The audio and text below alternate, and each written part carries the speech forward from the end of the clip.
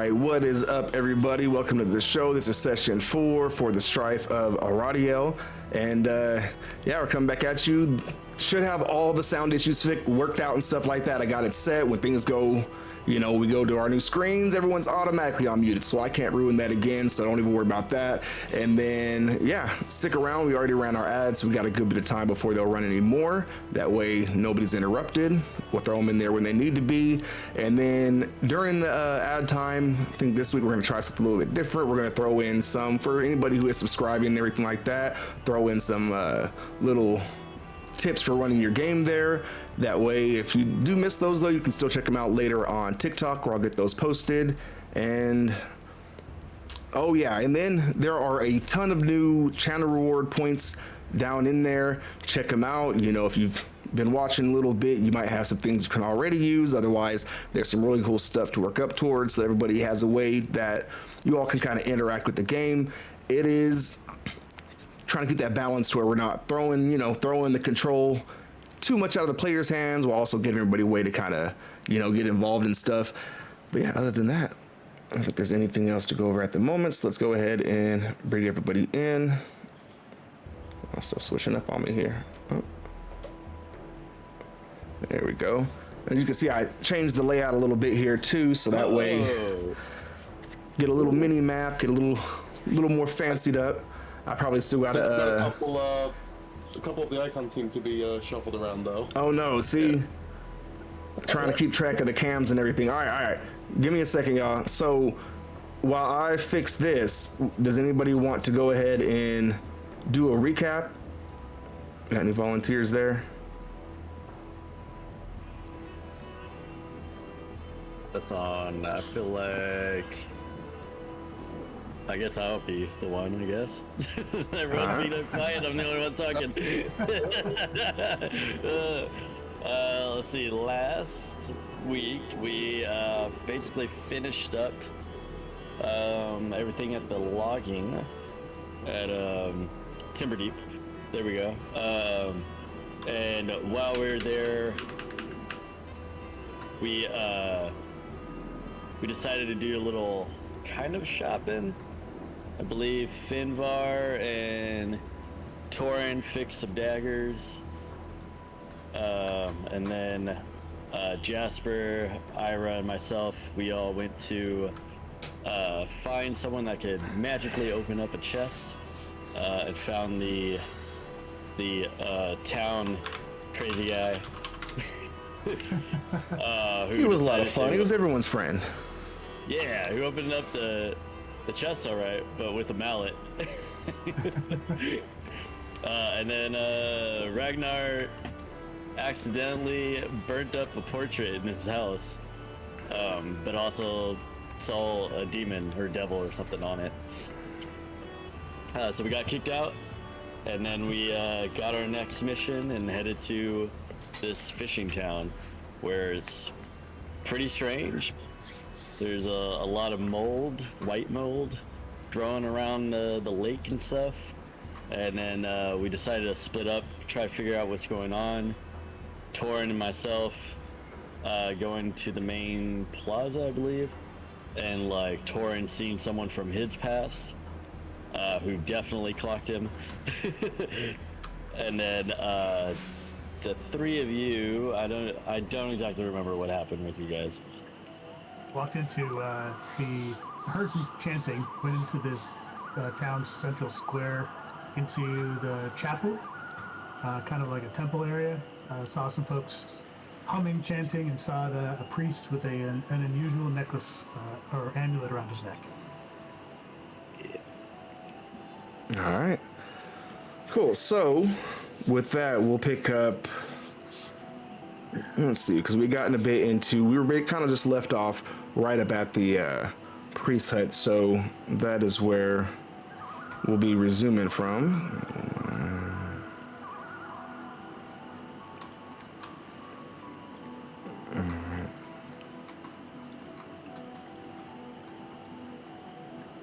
Give me 1 second.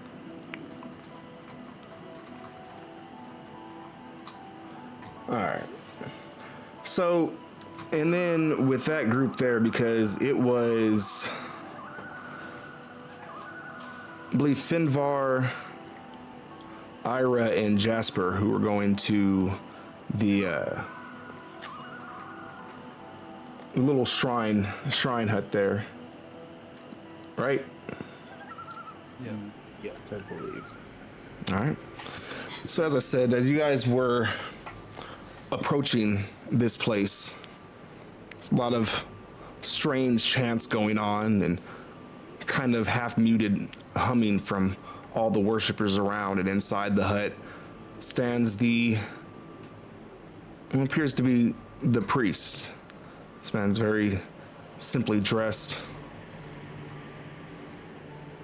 robes around him, a strange necklace around his neck, stands there holding his arms outwards, kind of swaying back and forth, not too smoothly. I mean, keep in mind, this is an older man, so he moves with a bit of a crick to him. And what are you guys doing? How is the chapel made of? Is it really big or?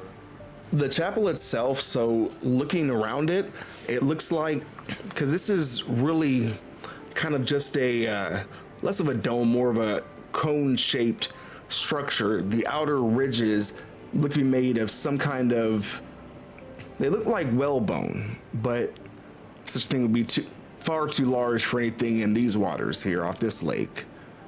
The inner sections are made with, looks like mostly branches and twigs and leaves and mud patted together and dried out. Is there anyone else apart from the cleric reaching out?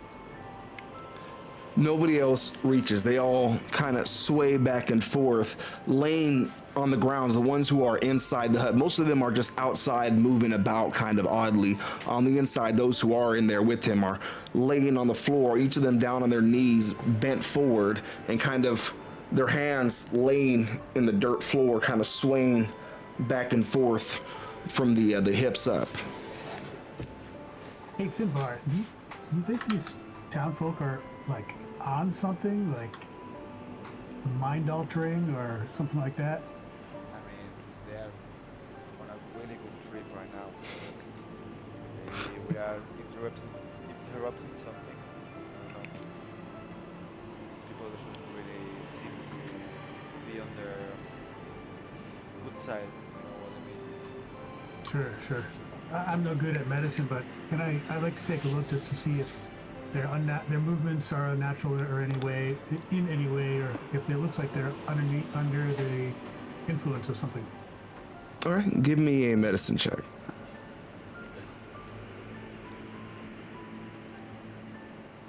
Yep, I have no idea.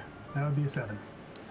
So, looking down at them, watching as they move, swaying back and forth, you don't know the exact inner workings of the human spine, but the way theirs flows as they move seems almost unnatural. It's something maybe you've seen a contortionist do, so maybe not impossible, but certainly not something you would expect a hut full of fishermen to be there to easily do. This is class 9 yoga mom stuff. Oh, jeez. Be gone, Lululemon. So, the ones kneeling, does it look almost like they're trying to slither then? The movement could be described slitherish. Oh my. What happens there? Did you notice something strange about them? Well, their movements are definitely not natural for humanoids. It almost appears like they're trying to imitate a snake of some kind.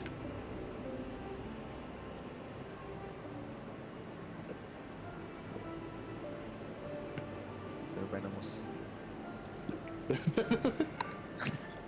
So, Well, religion is not really my thing, but I think you guys might have a better grasp. You want to talk to the priest? yeah, Because here's my before we go up and talk to him. Here's my thing. If the Hall of Horns sent us here, so someone somewhere noticed that there's something unnatural or something going wrong in this town, but no one here seems to be indicating that our presence is very welcome. So I would just say let's just proceed with caution.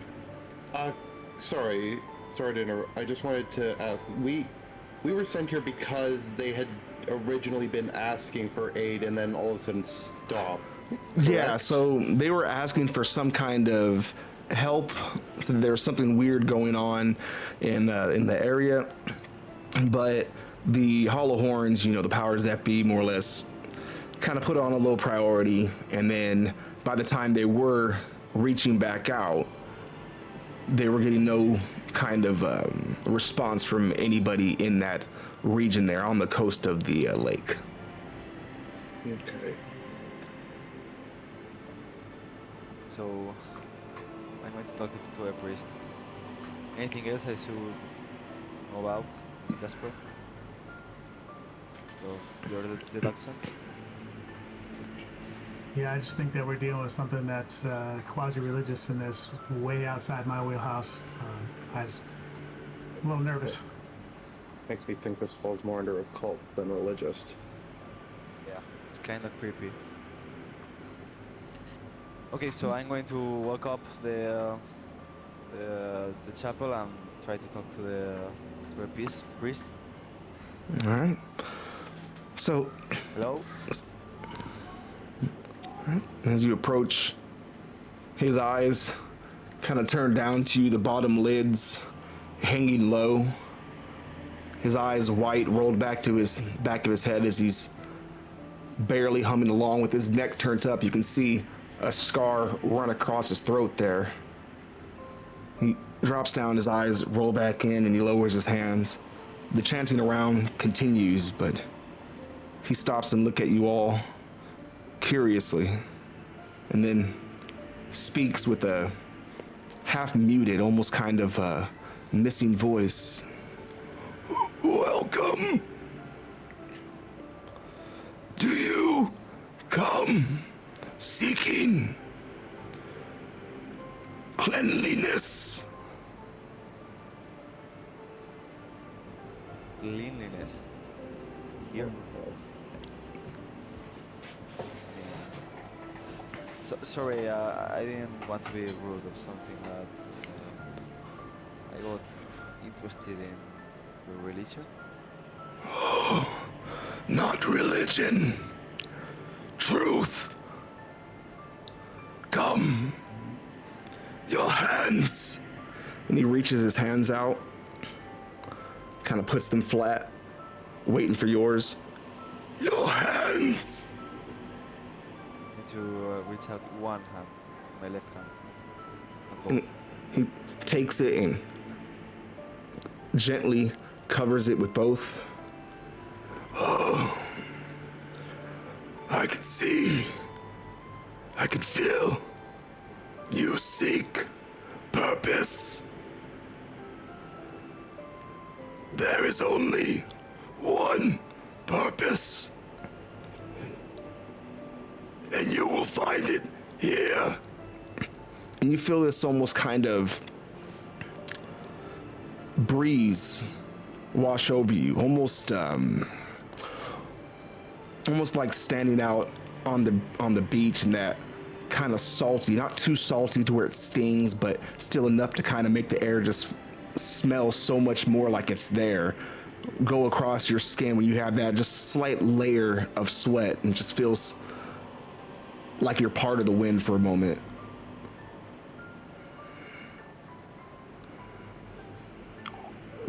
Would you like to pray with us? I'm going to like turn around to Jasper and can I, Jasper? Let's give it a shot. Kind of imitating. But I don't know if he's really cautious to do this. So, holding your hand, not really pulling you, but kind of guiding you down. He slowly lowers to his knees in the dirt there and brings you down with him. He leans forward and kisses the top of your hand, and then leans back. His eyes roll back in his head again. The swaying starts up. The music from the villagers there, from their throats, this, all of a sudden, it's not sounding to you like these random notes banging against each other. The difference is there. It all starts to kind of line up and come together. Give me a wisdom saving throw. Let's keep a close eye. While he's doing that, I also was thinking about who's got the speaking stones, the talking stones. I believe Ragnar had one, and I think Finvar had the other. Remember me if I'm wrong. Oh shoot. I have one for sure. I don't have the other one, I think. I didn't add mine to my inventory. I mean, wait a second. They clicked the other rock. I don't remember. Well, since your guys' bastard of a DM did not hit the sound button last time, we can't check back. So whoever wants to claim it now. So I roll a 11. So, All right. So the calm overcomes you so strongly. This is not, relaxation. This is not getting home after a long day's work. This is being a kid, waking up with all your chores done. Nothing to do that day. Your dad has gone off to take whatever goods and go and do his work. Your mother is busy off with knitting or whatever she's doing for the day. And you are free to run out with your friends and go climb trees and do whatever you want. There's just no weight on your shoulders. And you feel that for a second. wow. But Really good. something, it's not anything that your conscious is fully aware of. But when he lets go of your hand there and stops swaying, his eyes roll back in, some part of you at the very back feels like something's been taken.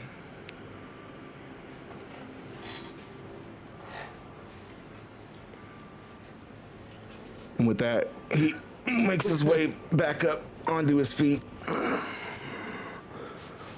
Do any others seek purpose?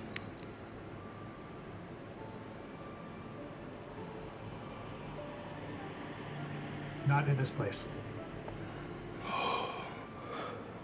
We understand, but know this. If we do not seek purpose, purpose might seek us. And with that, all of a sudden, one of the villagers off to the side there, wiggling on the ground, sits up and starts shaking and convulsing. Another one to the side does. The chants pick up louder and louder then. At this point, they've gone from humming to all these villagers around screaming almost frantically, but it's not a feverish frantic. It's a almost joyous one. As the two drop to the ground there, the both of them just shaking, convulsing violently. Their eyes roll to the back of their head before they prop themselves up and collapse unconscious onto themselves. The hums melodize for half a second before they drop out again, returning to their strange imbalance. The man turns and points to the two. From outside, two villagers walk in, stepping around from behind the two of you, each one grabbing one of the villagers by their arms and dragging them out of the hut. This is so weird. My, Did they just die? is that a common occurrence in this village? Not common, but prayed for. All here wish to hear the true song. Not all do, but someday all will.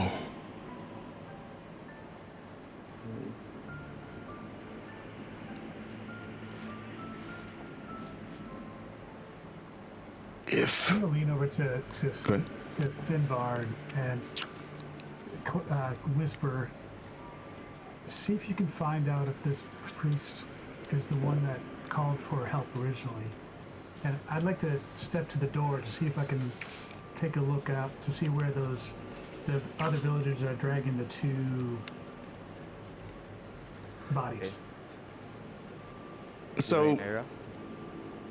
you're stepping over and you're gonna ask him. What exactly is it that you're asking him, Finvar? Finbar, see if you can see if that this priest is one of the original ones who asked for help. Because this is just way too weird. Okay, I will try to find out. I'm going to ask him.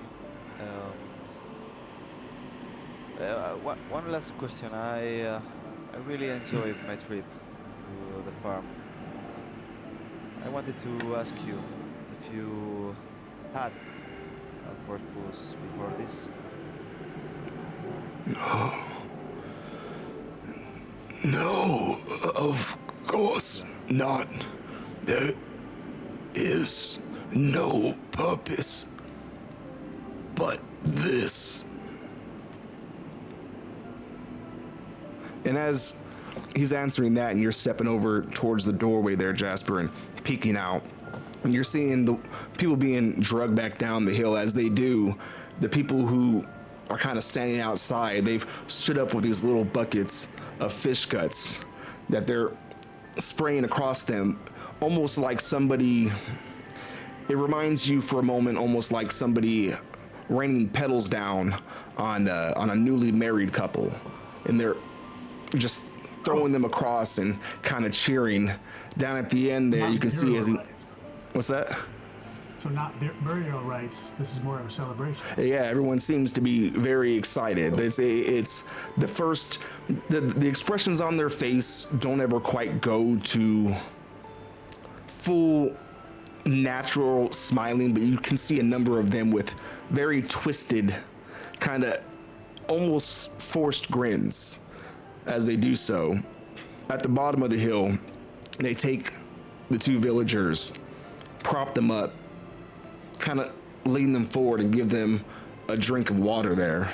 So you can see them coughing and kind of recovering, looking around. Their expressions, their faces, the only grins that seem sincere, smiling, just so joyful.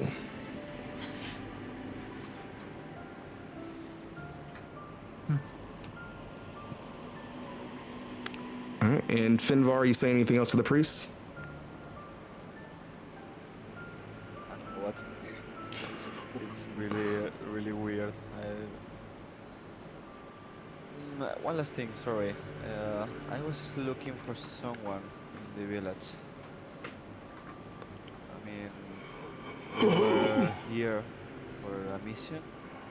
You know something about the Hall of Thorns? Hall of Thorns.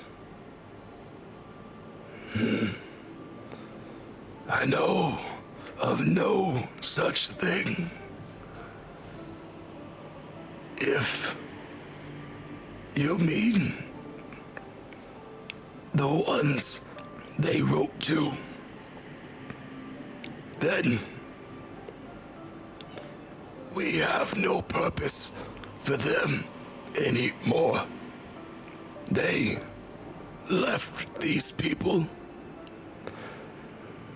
All their leaders did was write, beg. But I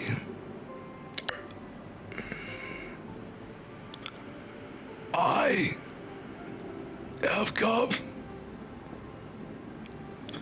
to deliver them. So With you're that- a shepherd of sorts for the people. I am no shepherd. I am simply the lighthouse.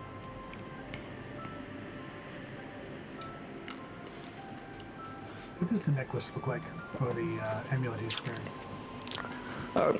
Looks like a fish, kind of a long fish that spirals into itself and seems to, at one end, seems to start, but somehow the tail wraps back through and goes into its mouth. One other question. I am no priest, but this guy obviously hanged. Does he look alive, or does he look undead? He looks alive. Mind looking it out. He does look alive. His flesh does not have that kind of graying to it. It's Okay. old flesh full of, liver spots and everything else, but just kind of hangs very loose at his face there. Creepy. I mean, he said he doesn't know anything about the Holocaust. I'm going to whisper him to Jasper. Sorry about that. I cut you off there. You were going to say something. I have said what I can to offer you relief. I must attend to my service, but should you wish to sing a song, I am more than happy to teach you the notes. He kind of steps back there. Head falls back and hands go back up. The hums pick up a little bit there. Any evidence of the white mold anywhere inside this chapel? Give me a perception check.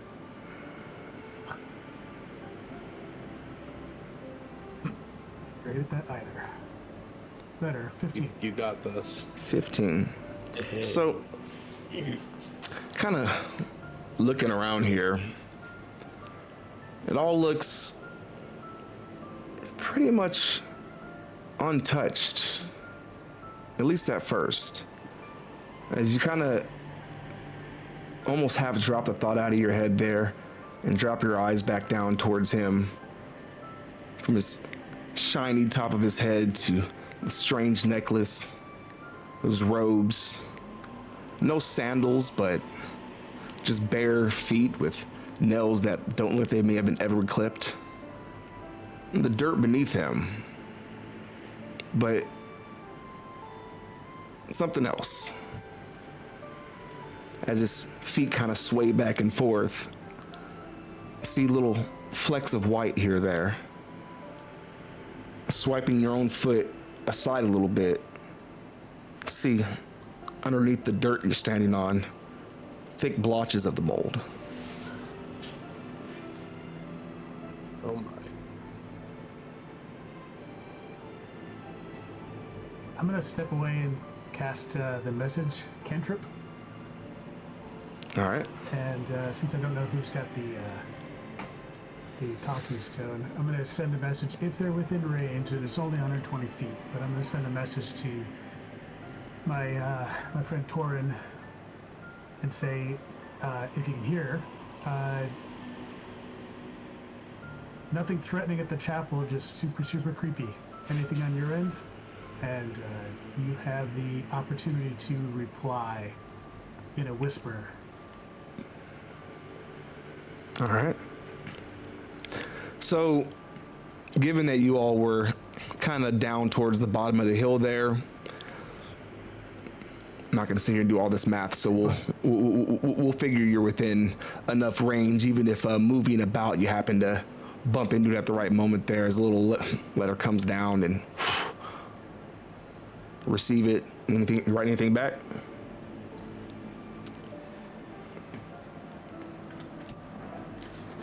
Well, nothing I wanted to see, but definitely something we need to worry about.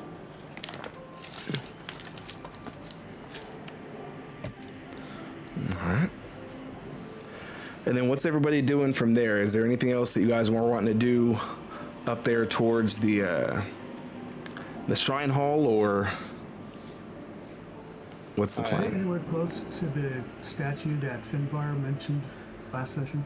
So the statue is, from where you guys are, it's kind of a slope that's going kind of along the coast a little bit. And from where the statue is about as far up from the coast going back up towards the main road. Oh. So they're kind of like V-shaping right there. Finbar, you had a great idea to check out that statue, at least the stuff that's at the bottom of it, but that's the only other thing I could think of. You guys got any ideas? I'm kind of cloudy right now. That priest really did something on me. Are you alright? Do you feel? What are you feeling? Feel calm, like good. Oh, good. Yeah, but it's strange. I don't know. I don't like it. But it's good. Maybe I take a nap here. No, Fedvar, focus. Come on, we need you, man. What? I mean, okay, but what are we going to do? Are we going to stop the priest or find someone who knows about the Hallowed Farms? I think. Oh. Well, like Jasper said, we should probably. You had the idea to check out the statue, which I think would probably be a good spot to start for now, seeing as we've got some information, but not much from this priest. Yeah. I got 3, that's all. Okay, so let's go see the statue. I mean, is there any like tavern or something to rest? I don't know why I'm kind of tired. I don't know how to express it. Tired. Yeah.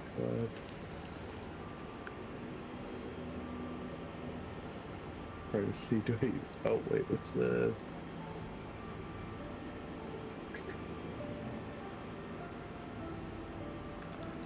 I mean, we should go to find Ragnar or Thorin, no?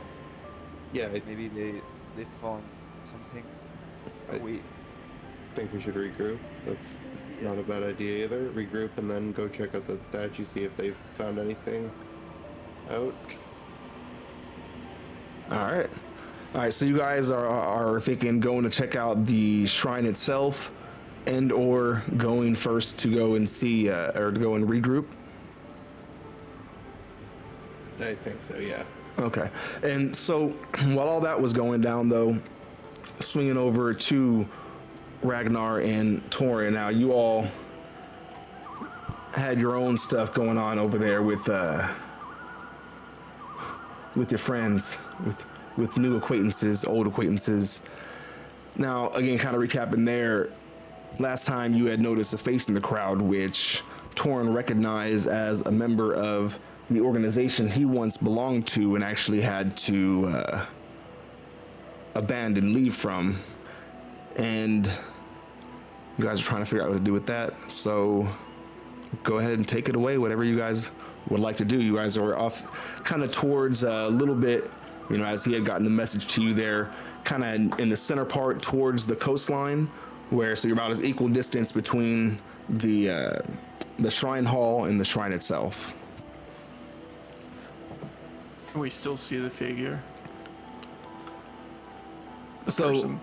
last time Ragnar had thrown a little magic off so you guys could spot him. He kind of pulled off into the crowd there. You can see where he's moved to. He's moved off beside one of the buildings there, kind of cut behind one of the alleys. You haven't seen him since then, but that was the last direction you spotted him in. Okay. Oh. Ragnar, to be honest, part of me wanted to just shoot him with my bow immediately. But another part of me was too scared to. I mean, is that bad news then?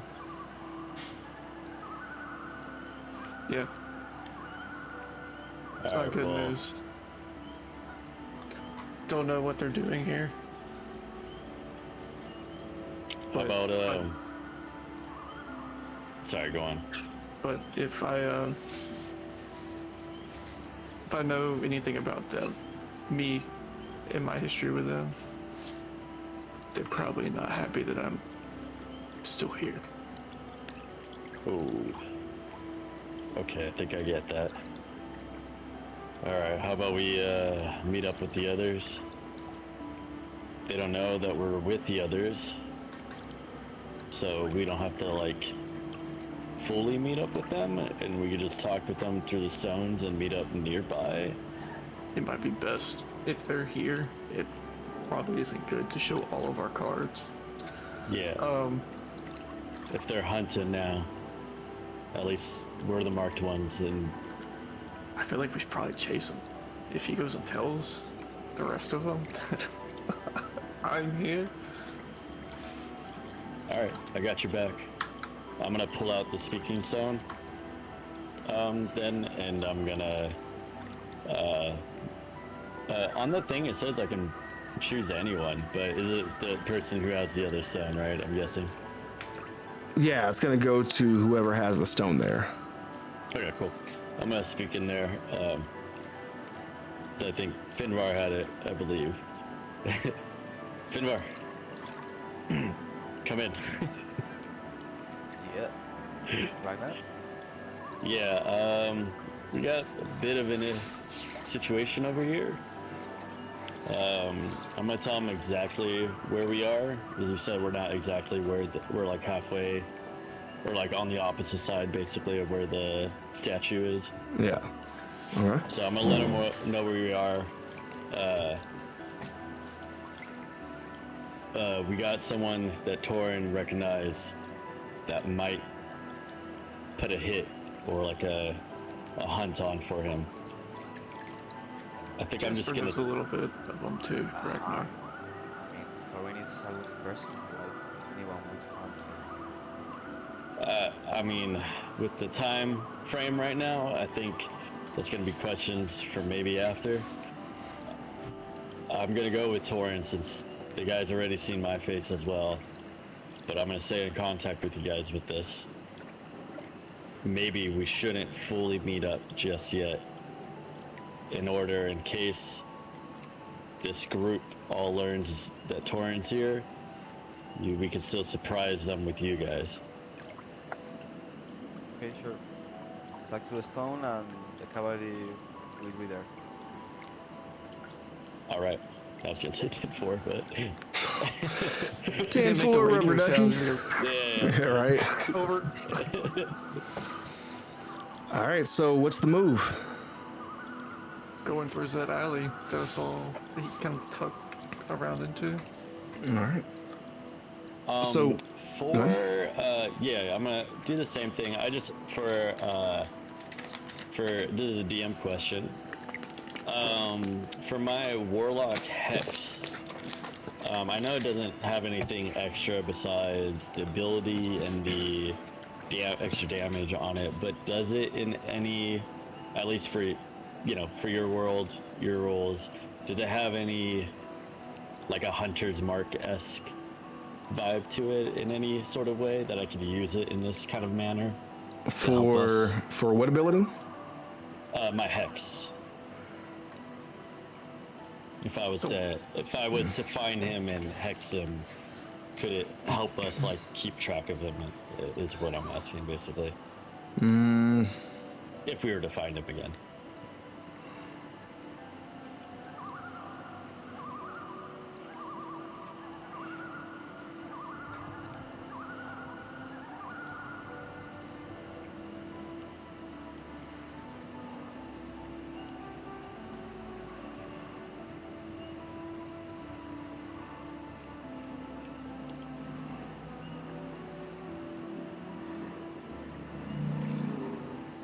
I might say, I might give you, if you have a clear line of sight on him, I might give you advantage on trying to spot him using perception. I wouldn't say that it gives you like a sense of where he is though. So it's kind of like, if he's standing around somewhere, if he's hiding like, inside of a barrel, you're not going to automatically, know that he's in there. But if he's trying to blend into a crowd, you might have an easier time kind of spotting him, getting a somewhat general direction of, where your magic is surging from. Cool. Okay. That was all I wanted to know. But yeah, I guess me and Torin are running towards where we last saw him disappear towards, see if we can spot him right. And so making your way up the hill there a little bit, cutting around one of the little roughed hut structures there, stepping into, it's very, roughly an alleyway, slight kind of beaten path through there, and a bunch of junk packed off to the side of these little huts there, mostly woven barrels of fish and the such. Standing off a little bit past the houses, leaned up against a halfway bent over tree, the man you're looking for. He sits over there, piece of wood in his hand, a dagger in the other, whittling away at something. Peeks an eye up towards the two of you, and then looks back down to his work.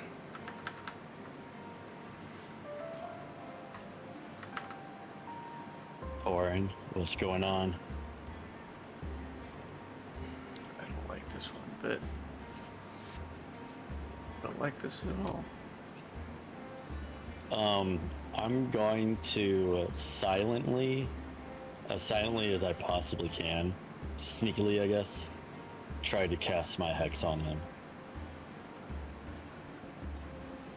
Okay.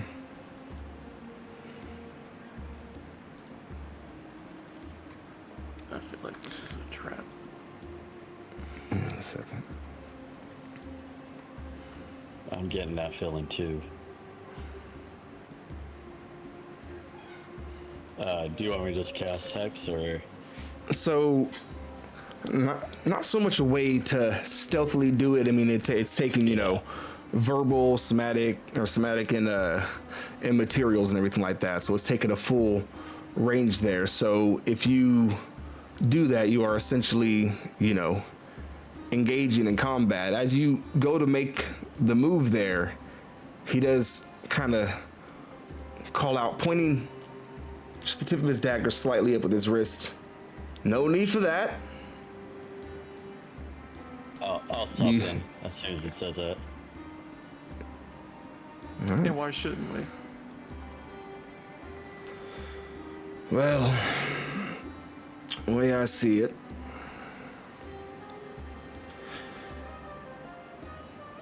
at the moment, there's no need for it, is there? And I'm here for a reason. I assume you're here for a reason, although here isn't quite where you belong either, is it?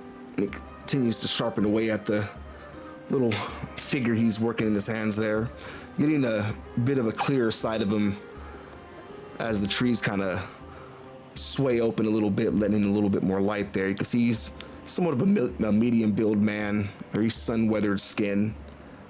The slight tips to his ears tell you he's a half-elf. Grain black hair, dressed similar to the local villagers, the cloak over, and you can see just barely hidden back in his cloak there, you can see the slight poking out hilt of something. Looks almost like the handle of a fishing oar, but you can see just the loose part of the sheath there, implying otherwise. So, Torin, spend some time.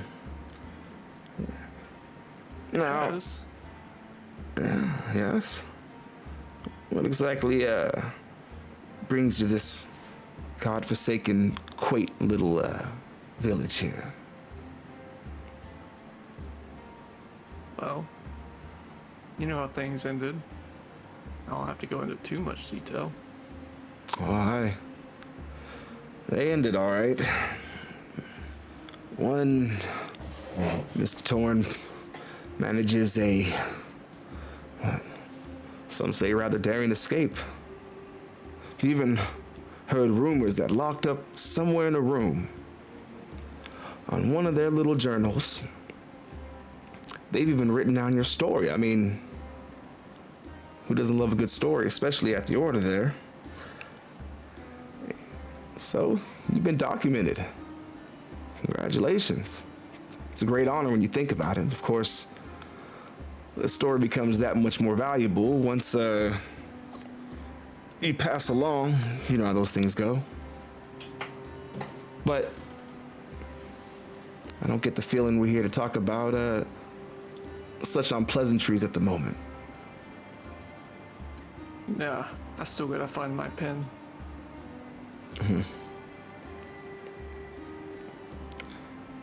So, I'll ask again.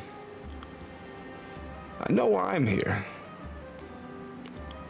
but I can't help but wonder how I could be so lucky that the gods would put things in my order in just the right place to find you here. Well, out with Maybe it. you put them in mine. Maybe I was here for you. You know how things ended. You know I'd seek some sort of revenge. And is Maybe that I what knew you were want? here. Is that what you want? You want revenge? Do you think you're the slighted one, Torin? You took an oath. We all took an oath. That oath gave your very right to breathe over to the Order. And you spat I on joined that. the family. I did, because they spat on me. Yes, well, Didn't seem to care. Make one mistake, your head's gone. Tell me, did you ever go back and complete that mission, or was it ruined? oh. We went back. Somebody had to. You left one hell of a mess. But the Order, if there's anything they know how to do, aside from keep a secret, that is, it's how to bury a secret. Well, they taught me some too.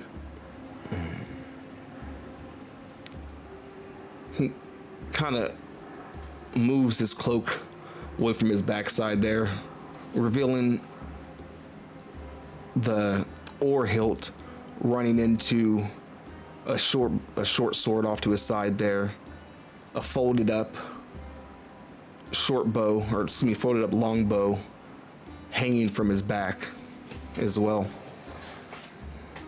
Now look, As much as it pains me to watch you breathe a single extra breath, I think we might have stumbled into something a bit nastier than either of us might have been looking for here. Have you wandered the town yet? A little bit. A little bit. So you left and you just forgot all your training, didn't you? You ever notice anything around here? Nothing? Come on now, you don't... Did you give up your taste for collecting the stories? Keeping the secrets? Too bad. I saw you. That you did. That's the only thing that I see right now. Ragnar will speak up. Good. I see the white mold everywhere. I see these people aren't really regular. Something's off here for sure. This one walks around with his eyes open, doesn't he? You still blind as a bat. Now, I'll make this quite simple. I was sitting here because, hey, new worships popping up here there. You know, once the order gets a whisper of that, they want to jot it down, so simple reconnaissance. Come collect the information, bring it back. But I can't shake the feeling here that whatever's going on isn't simply a new demigod popping up and trying to get some attention. Something else. And I don't think I can get back in time to Eastwatch for anything to be truly done about it. Its tides are changing fast. So, having spotted you, notably, sometime before you spotted me, you should really pay better attention. Well, I think we might be able to help each other. See, my information I can get here is very limited, very muted, because my disguise here, well, my training went a little bit too well. See, these people don't really speak. Asking questions is, well, downright frowned upon. Only person in these parts who doesn't seem to sing their same tune, an old hermit, some ways off to the north there. Not far, but divided from the people here.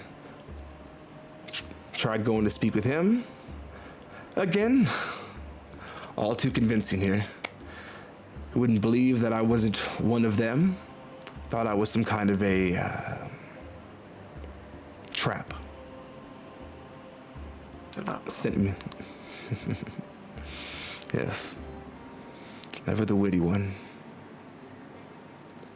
He smiles, but his eyes have a kind of burning hatred in them. Now, my proposition for you: go, speak with the man, get what information you can,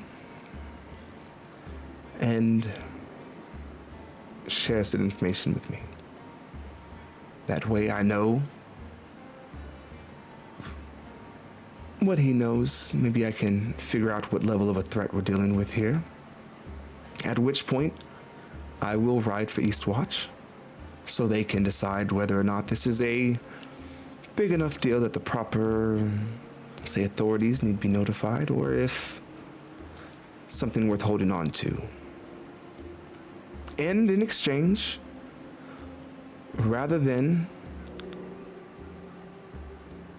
gut you here in the woods, bury you with your friends, and then spend my night picking off those other wanderers you came into town with, well, I keep my blade to myself, and then you have at least until I reach Eastwatch, until the hunt begins.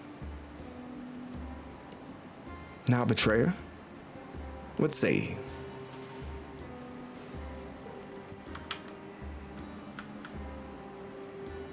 Look over to Ragnar.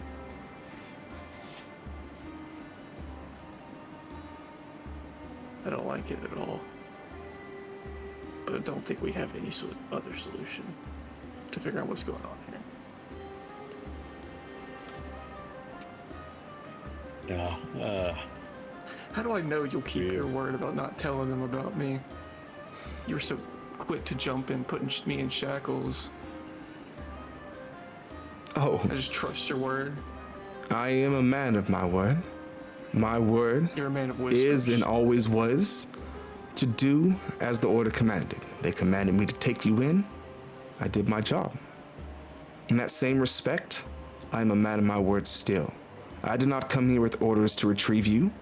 So, whether or not I do so is simply up to my whim. However, given that I am not a betrayer, a phony, a coward, I will share what I know once I return. I see no need to hide this from you. I'm sure you don't doubt it either way. But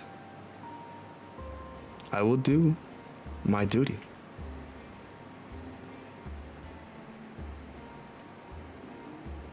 Ragnar, I'm not in a stable mind at the moment to make this decision. Who is it that you want us to speak to? He looks over to you, his eyes relax a little bit there, and a smile kind of comes back a little bit more sincere, but still kind of half forced. Yes, a hermit, a man who lives in the area, keeps himself separate from all the going-ons around here. He has a little cove not far to the north. It's followed the coast, you can't miss it. Though, having made the trek myself, I wouldn't recommend staying too close to the waters. It's something unsettling there, but along the tree line should be fine. Simply find out what he knows about the priest. And one more thing, the people here, they have some kind of ritual they partake in. I have seen it done, but unable so far to ascertain any real details about it. I'm wondering if maybe he might know more, have seen more. They refer to it when it is whispered as the pilgrimage into silence, which of course caught my ear, but well, all I know is what I've seen.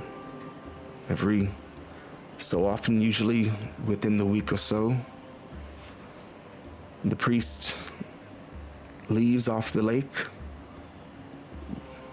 normally with anything from 1 to 3 of the villagers here, makes his way off somewhere, returns within a few days alone. I know not where the villagers go, nor why they all seem to go so willingly, but it has certainly provoked my curiosity. if you can bring me those answers, that'll be enough for me to deliver back to Eastwatch and finally leave this creepy ass place.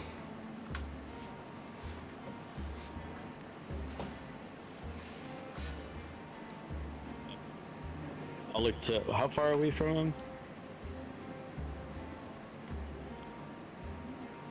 How far are you from? Okay, so from where you guys were starting at, you're about. We had kind of quickly measured it out, 120 so feet up from where he had peeked his way out at the top of the hut. There, you guys are maybe another 80 feet or so up, and then kind of past the buildings under 60 feet. So you're in the area. You probably wrapped your way around still to where you're within that 120 feet of them. Okay. I'm gonna just like whisper to Torin, look, I know you want to fight him, but regardless of what happens, whether he goes back or not, if we take him here or he goes, they will send people. That much is clear. He's on a mission. And the same amount of time is gonna happen to go by before someone gets here. I mean, that's the sounding of what he's getting at. At the very least, we'll know exactly when that hunt starts with you. Now, there's a 50% chance that, they might not even know that you have anything to do with it, but look, I'm just getting a quick little view snap of you and him and whatever group you're in, and you guys all seem like professionals. Pretty sure they could put 2 to 2 and figure out you're here.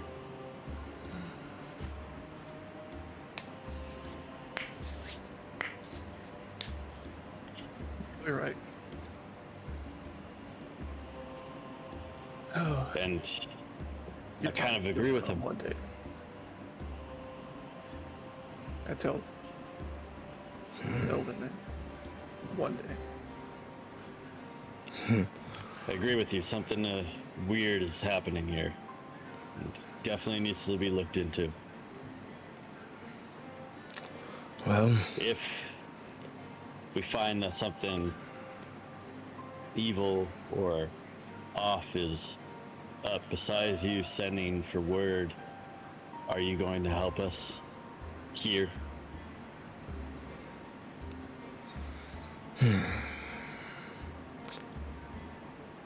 Once we have the information that I need, I will do what is appropriate then.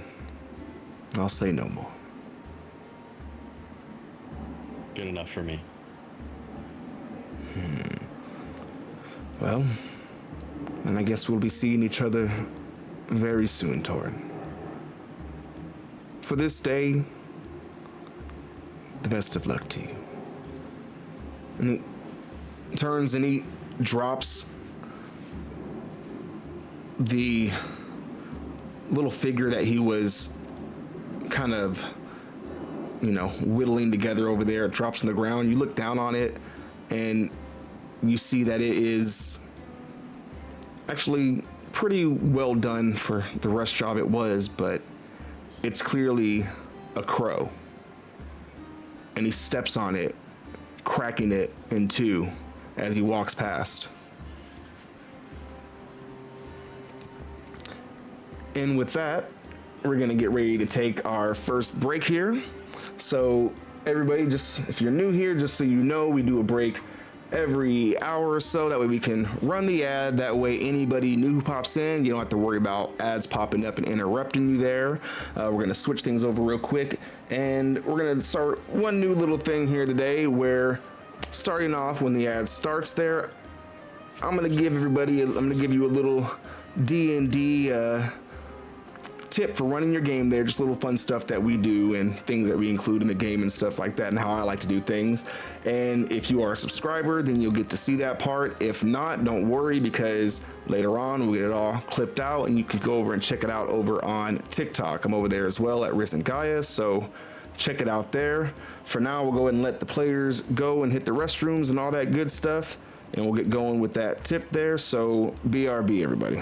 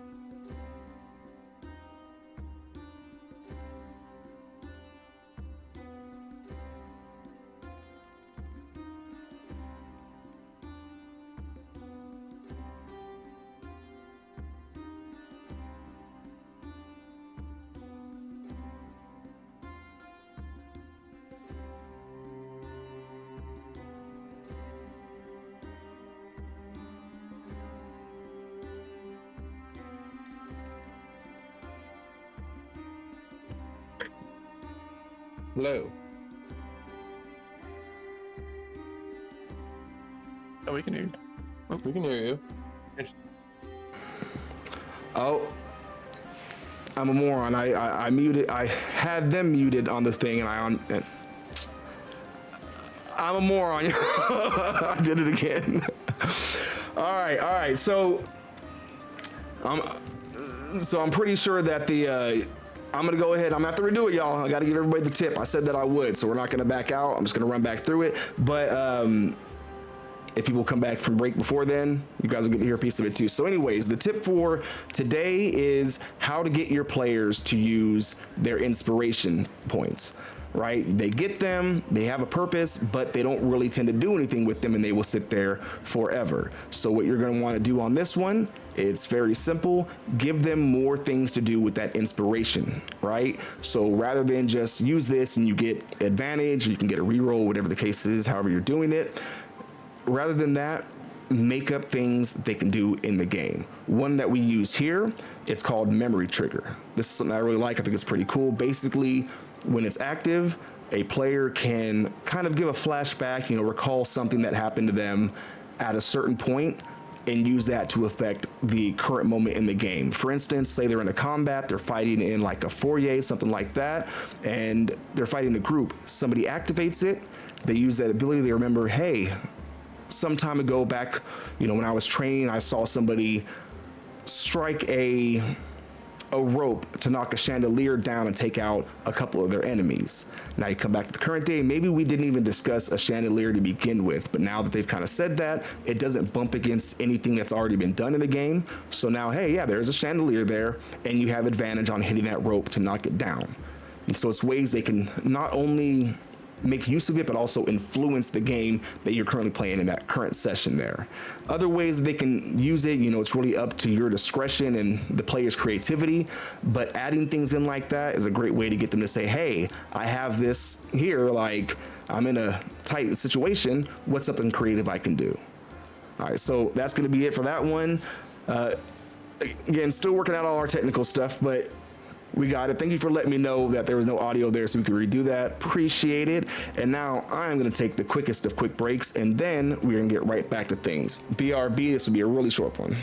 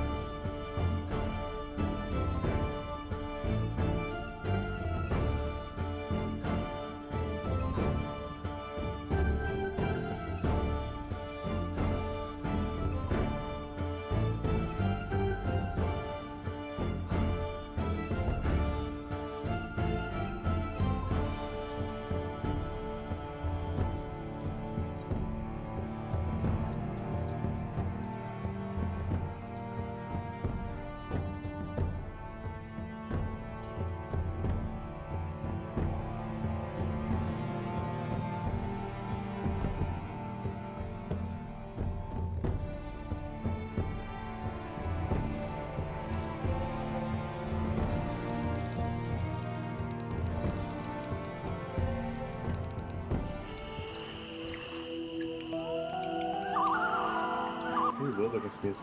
All right, and everything is all. No. Everything's on. Everything's balanced out. Let me look over all sounds. Okay, good. Thank you again, Train Carlo. I appreciate that because I would have never noticed.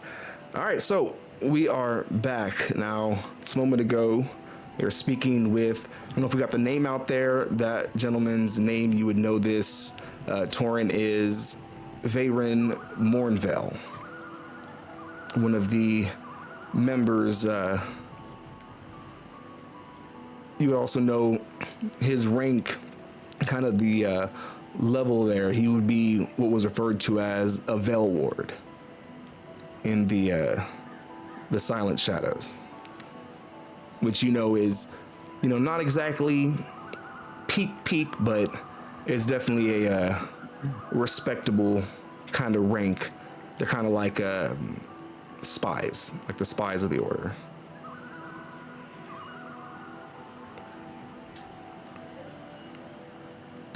Can I pick up that crow that he broke?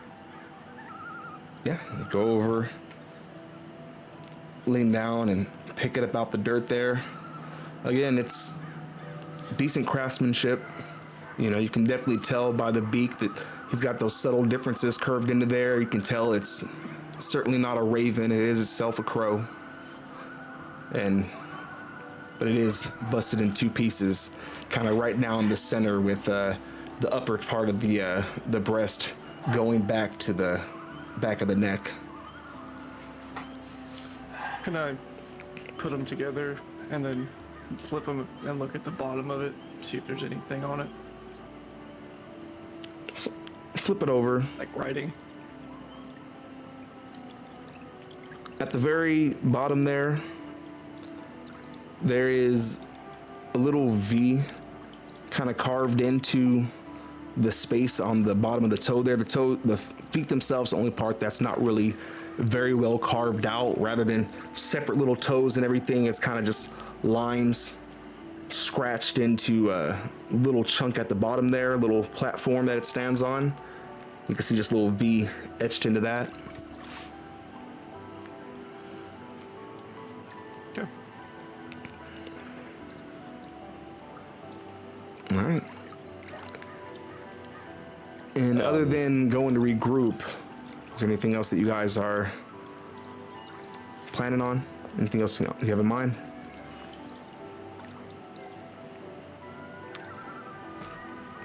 Well, I think we got some information on what we were intended to do here. Of course, it wasn't from the best source, but it's something to start with.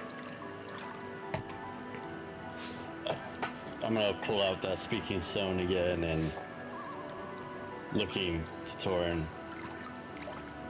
I think you should probably be the one to tell them. And hand him the stone.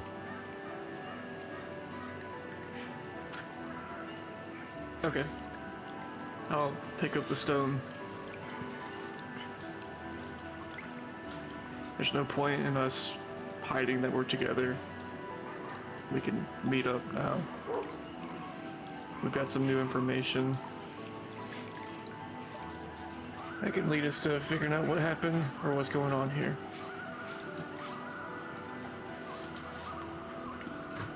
All right. Nope. Yeah. I was joking. Okay, so we meet at the statue. Good. Yeah. We can meet at the statue. Okay. Over. Over. All right. It's not long after once you guys kind of gather your things there, start making your way out from behind the houses, back out kind of into the rough, moldy roads there, and then finally regathering not far off from the shrine itself. The shrine, putrid smell there from all the fish guts and everything they dump on it. Fortunately, where you guys are, the wind is blowing in your favor there, making it a little less sharp on the nose. Go ahead, y'all. We're all together. Hey, how are you doing? Did you find something of information? I mean, we got stuck with the priest, and we didn't find out anything. Well, Ragnar, help me out with this a little bit. There is a hermit. Not gonna be. It's not too far from here. However, it's gonna be up on the shoreline, but we shouldn't follow the shoreline.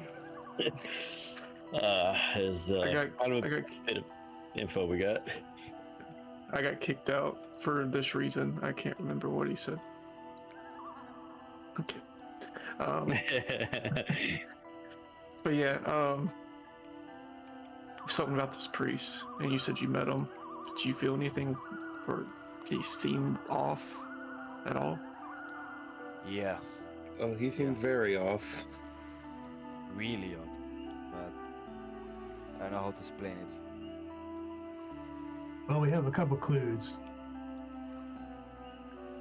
At least we know that there's some sort of, whenever the worshippers encounter some sort of ecstasy or paradigm or something, they have some sort of celebration that they take them down to the waterfront and have them drink from the water in some sort of bliss. We also know that the chapel looks like, at least the floor of the chapel, that white mold is everywhere in there. And the priest, we think he was hung or hanged, and he's just a creepy guy, but just other than a lot of creepy clues, nothing real overt for us to follow up on. Although Finbar, you were saying that your prayer, you didn't feel so good or so hot after praying with the priest.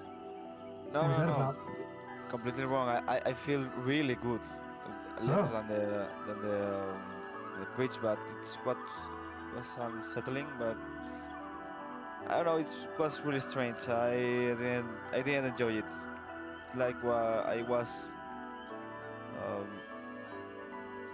in my childhood, like very calm, very chill.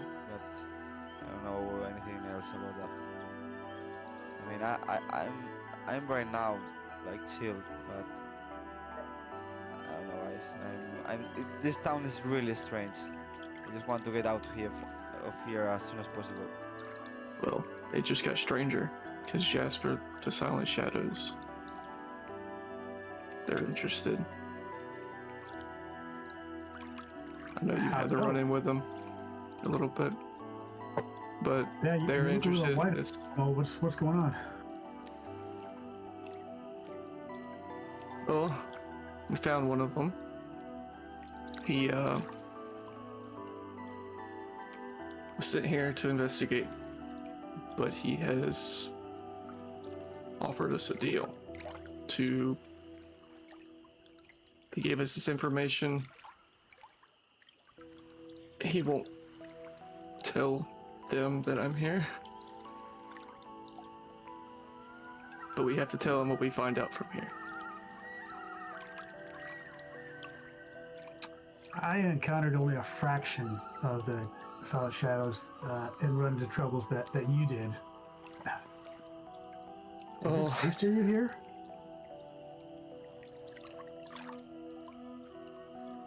I didn't just encounter them. I was part of them.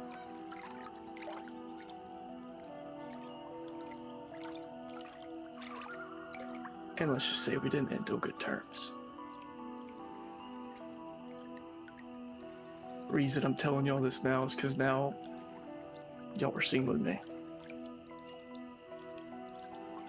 Yeah, this guy already clocked all of us before we even came up to him. So I don't really know if we have much of a choice but to give him the information we find currently. Or to fight him. We could, no? I don't think so. He's one of the better ones. Skill. He knew we were here before we even saw him.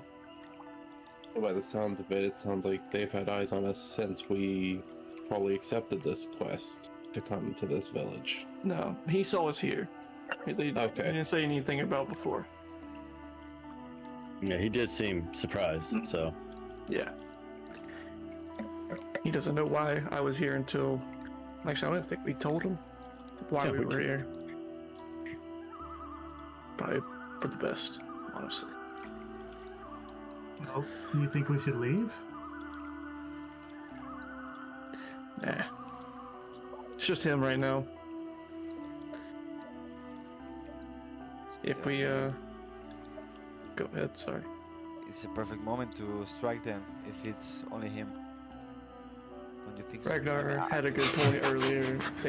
He's right. Ragnar was right. They will send more. Is what he convinced me Yeah. to not attack.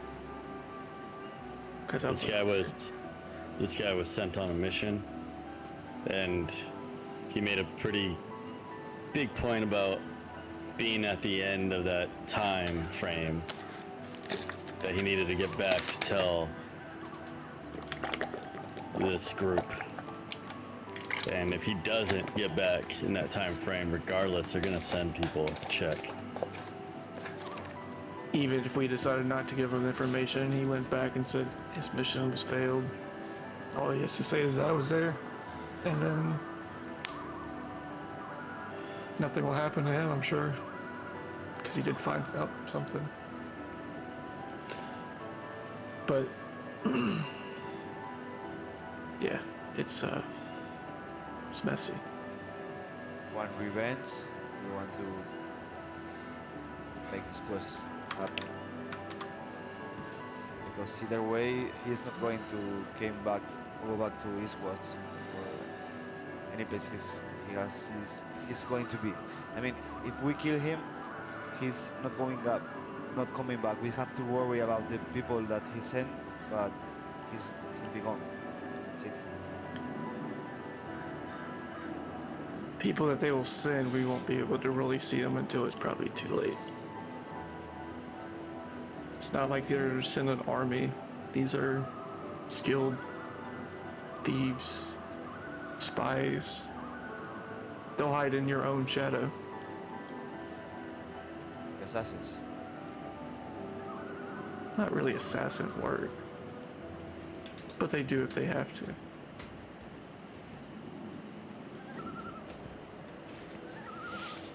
Well, Torin, if I have my map geography right, Eastwatch is at least a week away. That gives us 2 weeks before it gets really dangerous. So, but the bottom line is, if you want to leave, I'll support you, no matter what. So, I'll look to you for that guidance. I appreciate it. I think we need to figure out what's going on in this town. These people don't deserve this, I'm sure of it. They don't seem like they're in their own mind. Let's get this done. We can figure out what we do about my mess of a past. Let's get to it. I guess that's a hint that we probably shouldn't split up anymore, huh? Probably for the best. I will not be going alone anywhere.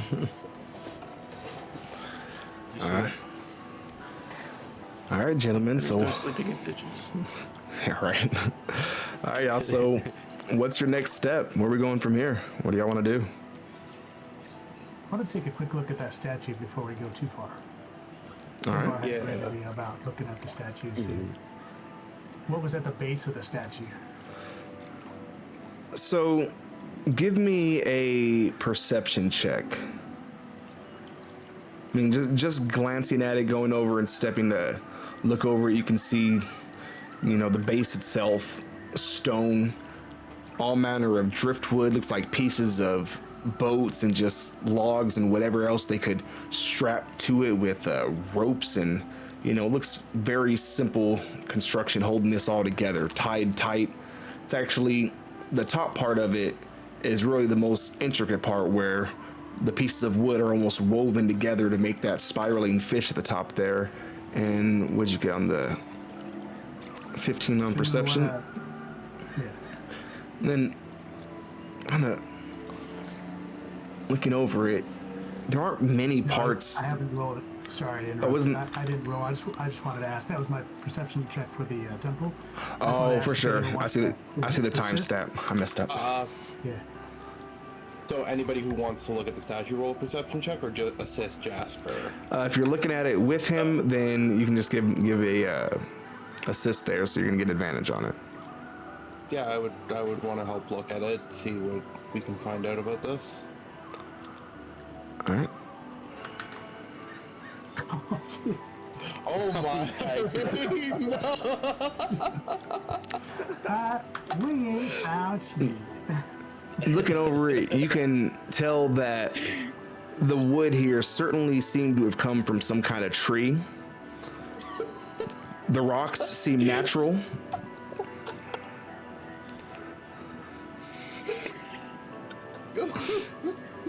Is this statue, is it close to the water too? Like in the pictures? Where am I? The picture here, no, I mean, picture's kind of a rough illustration. This is a bit more up the slope from the water. You're about a good, 120 feet or so from the actual thing down to the water there. Okay, cool. But the statue itself looks like that. The statue is very similar, except that the fish is coiled together tighter, and the tip of its mouth, or the tip of its tail, runs up into its mouth. Oh, so it's like an Ouroboros. Kinda, yeah. Okay. Oh. Which viewers, I rolled 2 6s, by the way. Oh, That's fantastic. that's crazy. That was. I did have a question on the new pool. Are we as players allowed to spend our points to add to that?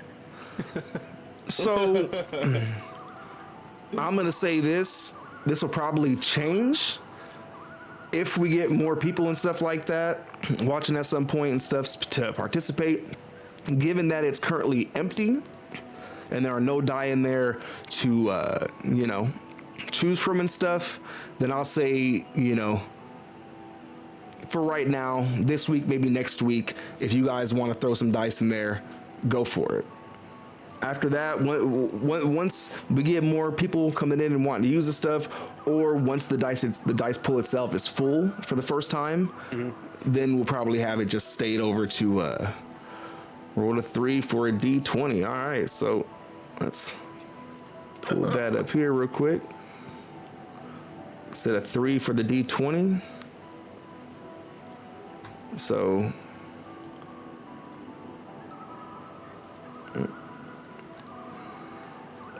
first, I don't think that one's getting used. D20.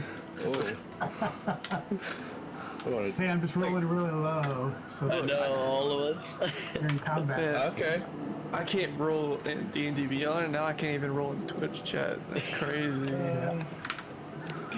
Let me get physical dice out and see what I roll. The 7, yeah. Let's see if you can see that. Oh, come on. When you hover over it, you should see the number there. What else did we get here? So we got the 3. Hold on, let me keep up with y'all. No. I gotta make sure they go in the right order. So we had a 3, we had a D20. Where did I had a set of metal dice that I am afraid of using because I scratched myself last time I used them. Oh. And they poked a hole in the cardboard thing I was rolling on. Oh, my brain's getting lost in the numbers here. Give me a sec. Well, I guess I have a side bar. think we all rolled Question for the D20s. party. Oh, we did D10. I did a D10. Yeah, I just wanted to.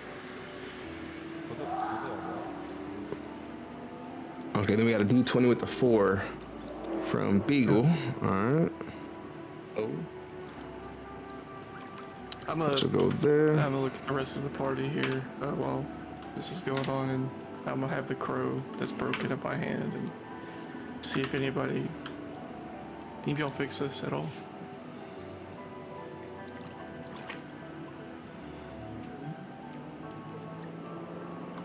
Prestidigitation kit. Oh, I did not take mending. Me either. I was debating taking it, but I did not, it seems. yeah, nah, I can create something mundane, but I can't fix something. If you create it, does it last for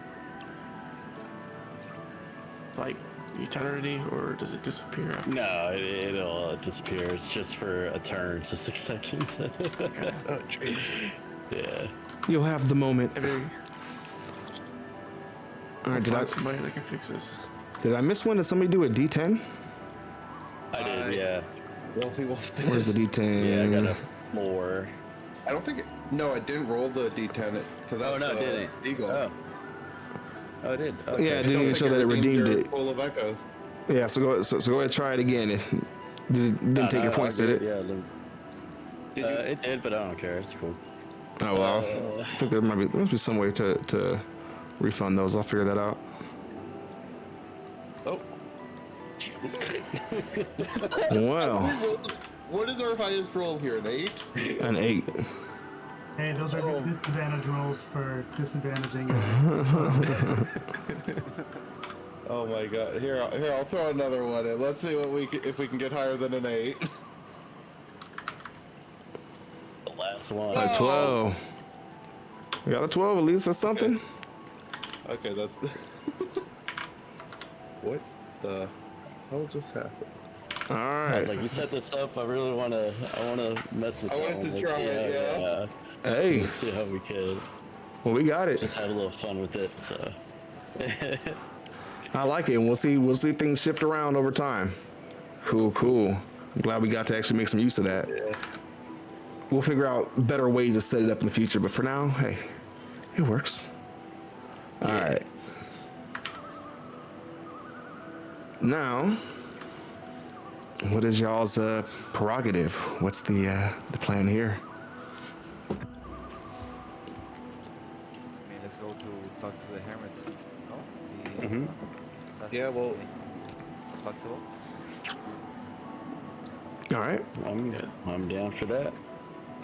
About that too. I just want to ask a quick question. Ragnar, you were saying something about stay away from the waterfront. Did you get anything solid? That's just what Torin's friend let us know. His name's Vabrin. Yeah, Fabrin.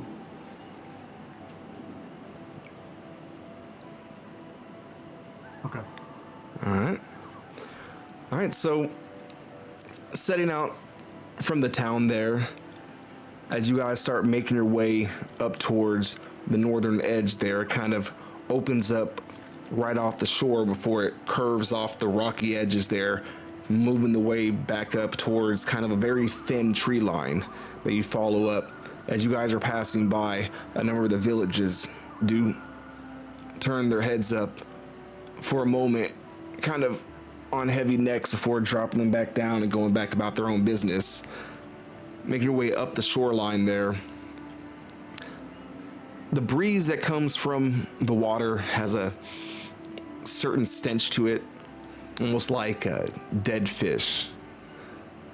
Continue walking on, you find very thin, barely even able to call it a cove there, where the rocky edges kind of jut in a bit.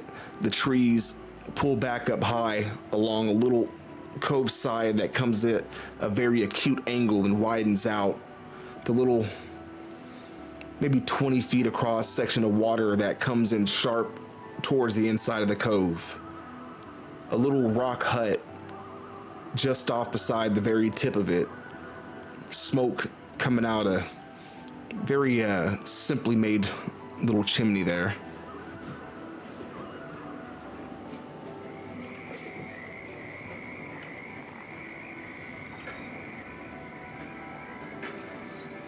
Here? Anyone had like This seems like it would be the place. I can't imagine anyone else would be living out here unless they are a hermit.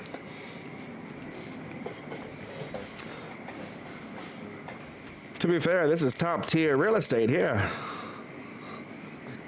Top tier real estate, you say? Top tier. I might have to put an investment in on this property. Get some get some condos on that cliff over there. You're talking big money.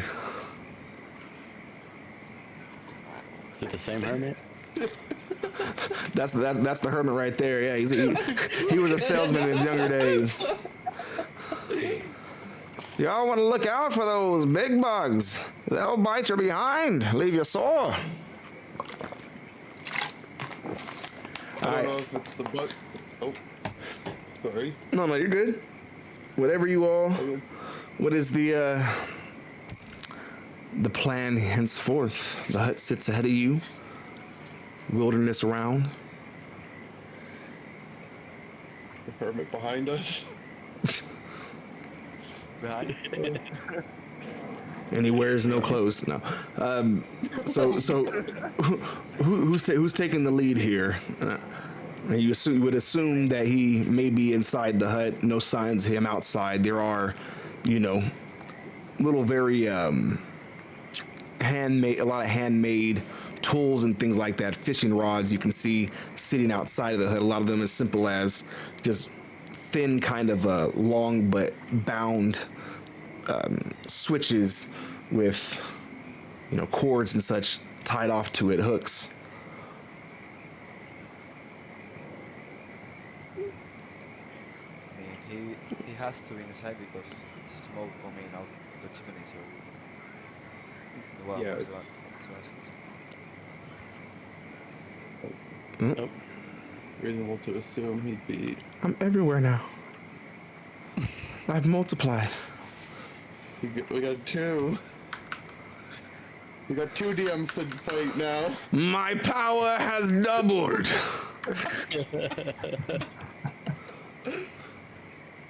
Two giant rocks fall down upon you.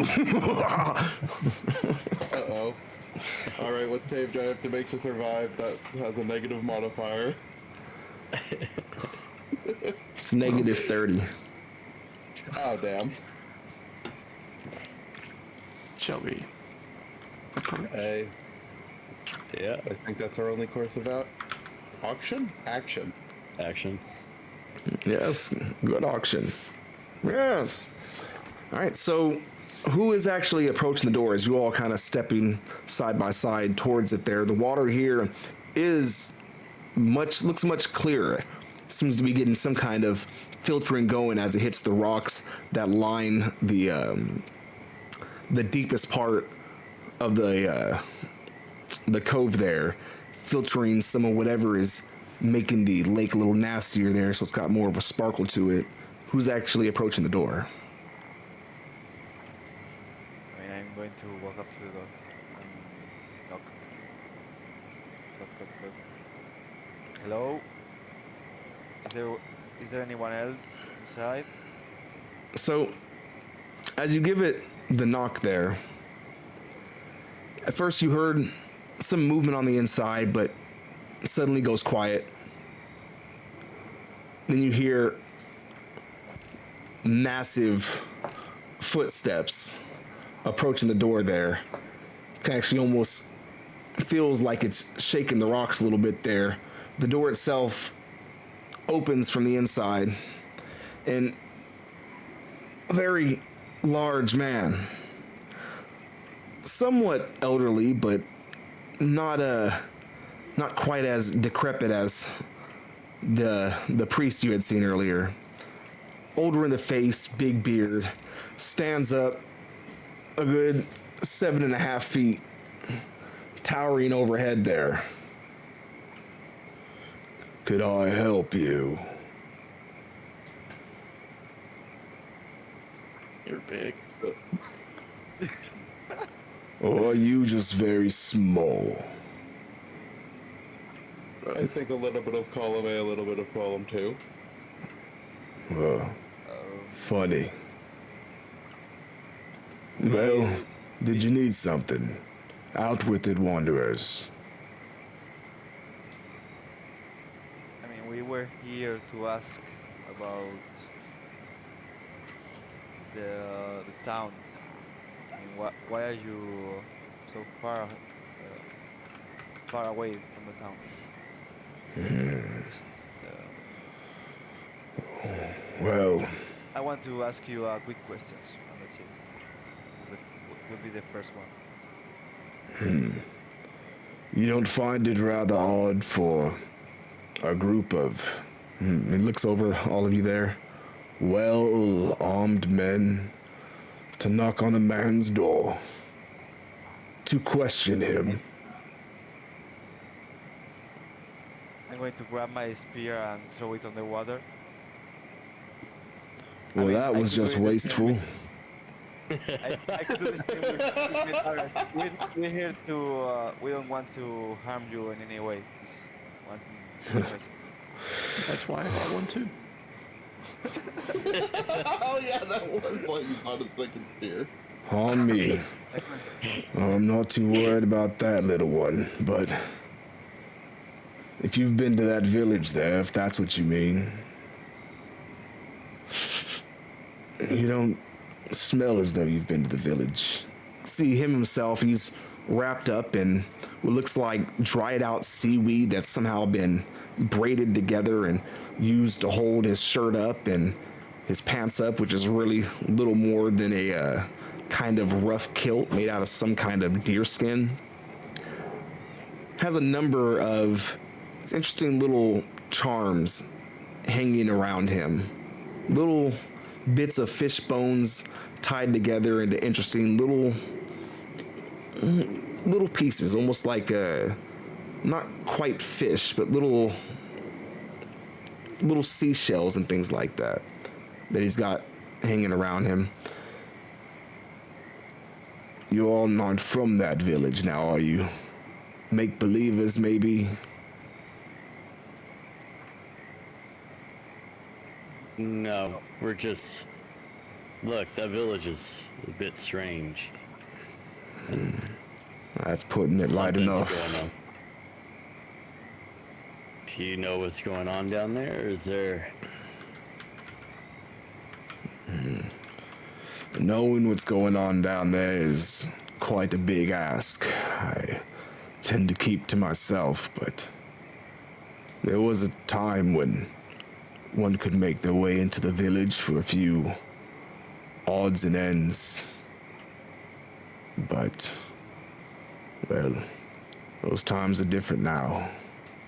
Once that priest showed up, things changed around here a bit, I'd say. You're not the first to wander out this way, asking questions. He's had a number of his followers come to ask me my own thoughts. They offer room and board and drink. But I know they simply want to know what I know. A little too close to home to not be on the home team, if you catch my drift.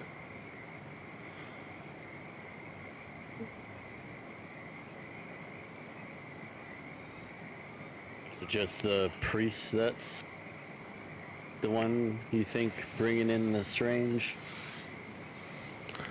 Well, I've never been much of one to believe in coincidence.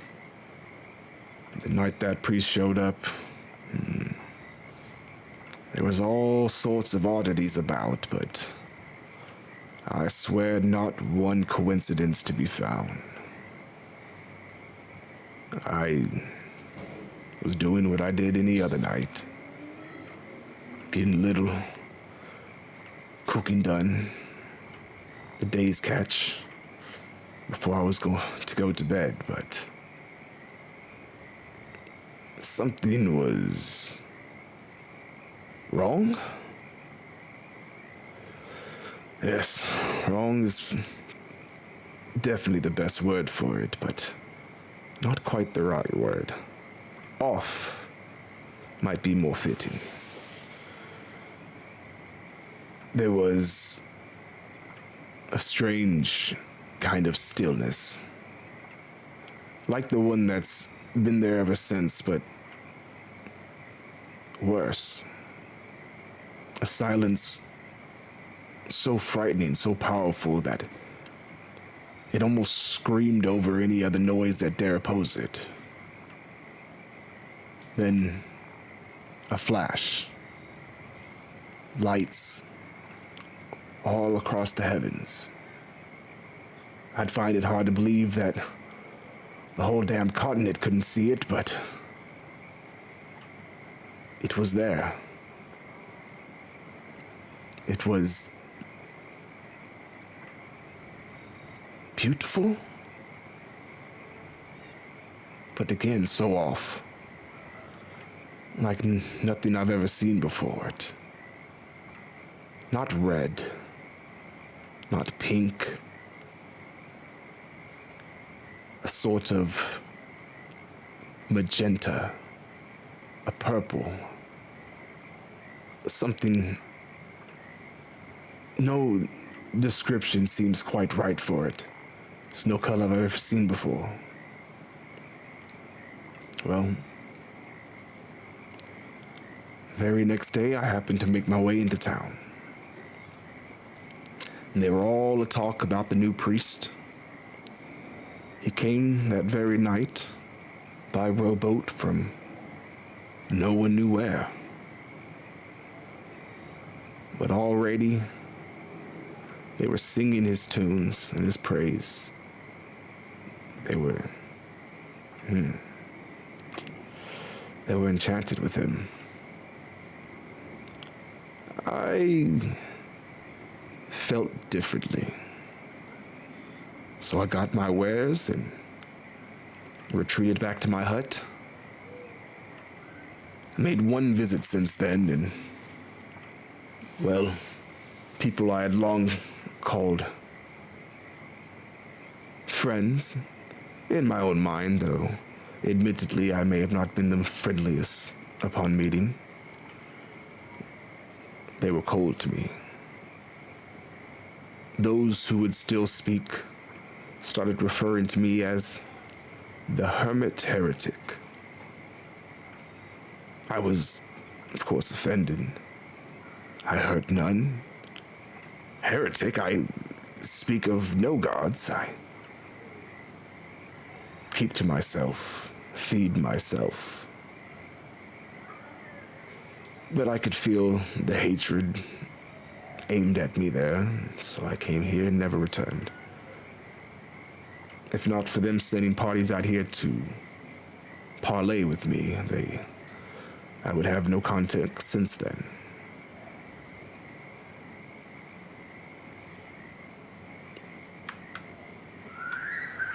And what did they want from you? What's the ones that came here? Well, they wanted to know if I had seen his miracles, is the way they put it. I told them I had seen no such thing. No miracles, no anything. I had done my best to avert my gaze when I made my way through that place. Well, a lot of good that did me. Once they were sufficiently convinced that I did not know anything, they simply turn and leave.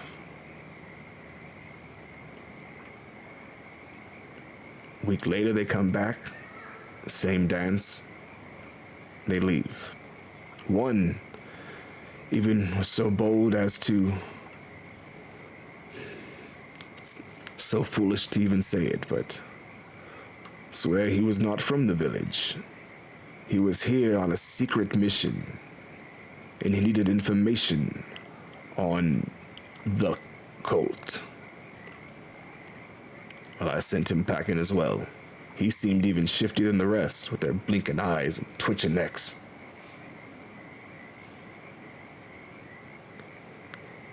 Thinking it might be time that I move along here soon. These waters here are becoming more and more dangerous.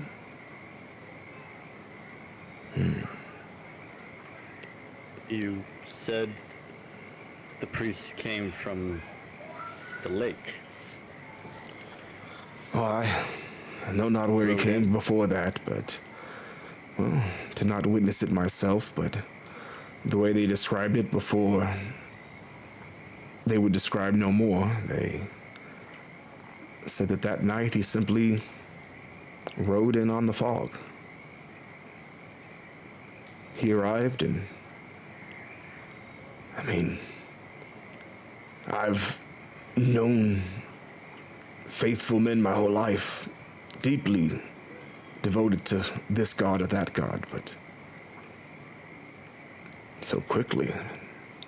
By the time I'd gotten there, the mere afternoon after he arrived, they're already starting construction, putting together that hut that he does his services in. By the time went there for the last time, it was finished, sitting there, overlooking the village, ringing out, making my skin crawl. Ugh.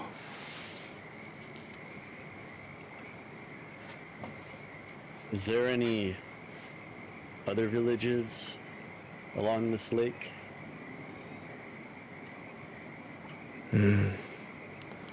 If you continue along the coast there, you have to, about another half a day's travel, you run into another small fishing hamlet there, really.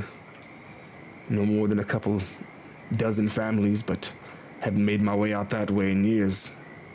Another 2 days travel and you'll come across a small port.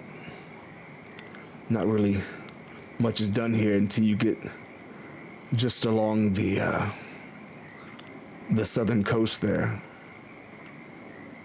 You'll start running into somewhat larger cities that send things from south to north across the lake. Us here out on the crescent, though, mostly keep to ourselves. Send back what fish we can to sell, to get the goods we can here, but it's a simple life out this way. Was the statue built as well with the hut? Oh, that's hideous thing. Oh, yes.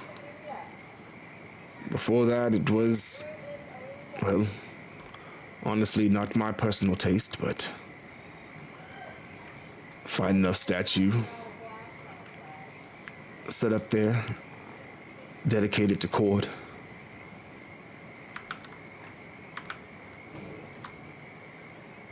Did they ever give a name? A name- You said name they for came what? Up, but, well, I was asking him. Mostly, whenever they said, "Did you see his miracle?" Did they ever say a name? Not outright. I assume they spoke of the priest.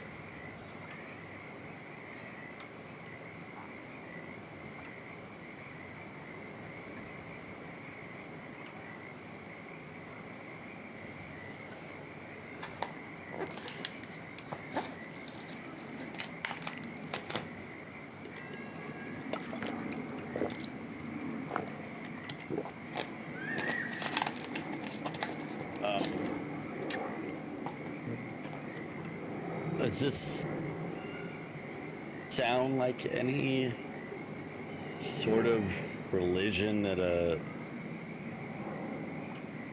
maybe I've ever heard of? Give me a history check. History check. Where's history? 17. So, religion exactly, no, but there are very, very old stories about this lake here and the many nasty things that used to crawl their way out of it back before the land was finally, conquered, tamed, as it were. Stories of that change depending on who you ask and what region it's being told in, but some of them involve things from the sky coming down and landing in the lake to things like the original Ragnar fighting armies of serpents making their way out of the waters.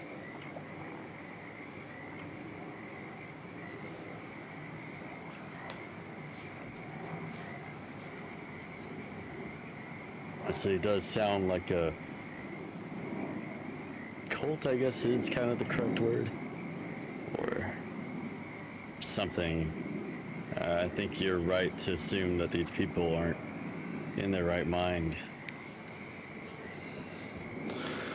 I think it's more accurate to say that they're all out of their fucking gourds.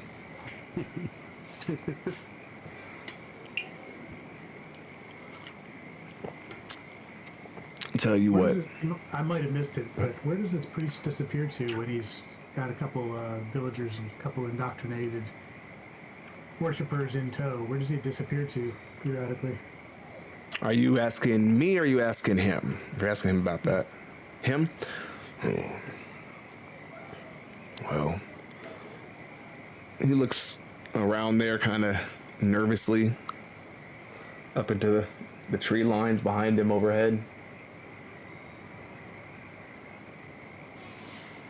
Listen, I don't know quite where he takes him. See, as I said, I don't go to the village, but I have seen things, late things out here on the dock of the shores. I made the mistake of going for a late night fish. Was hungry, the day's catch was garbage, so thought maybe I'd fight a late biter. So as I made my way out onto the lake there, I happened to see off in the great distance his boat rowing off towards the center. Or somewhere in there. In that direction, though.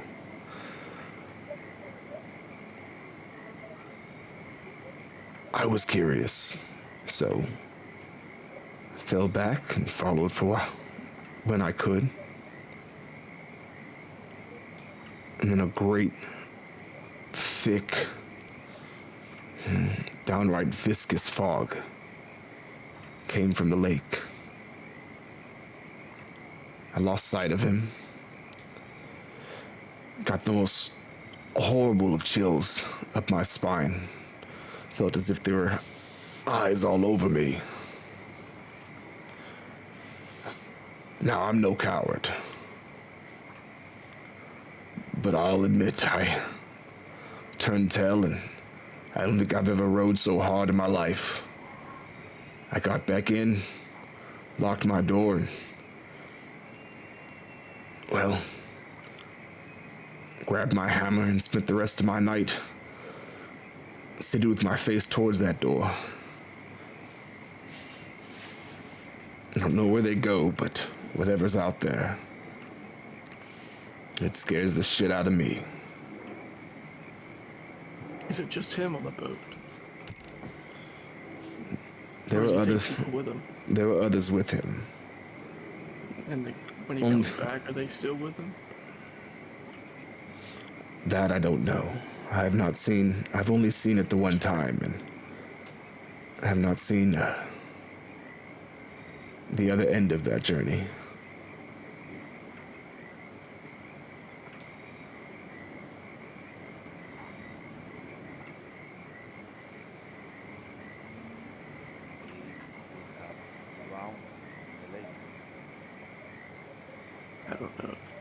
they drowned or if they willingly jumped in.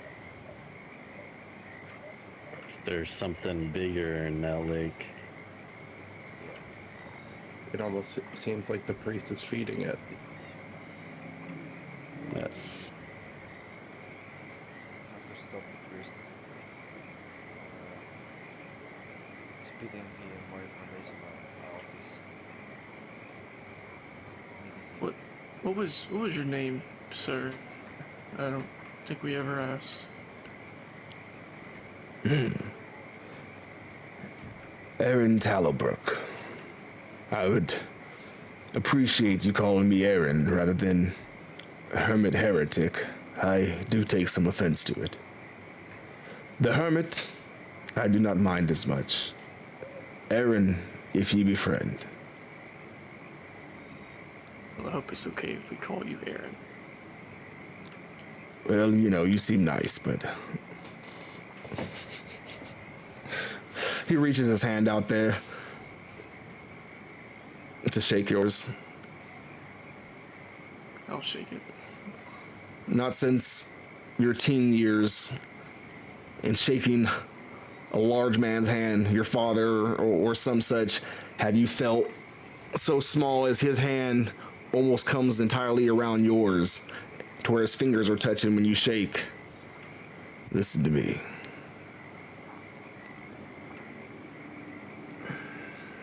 You trust no one in that village.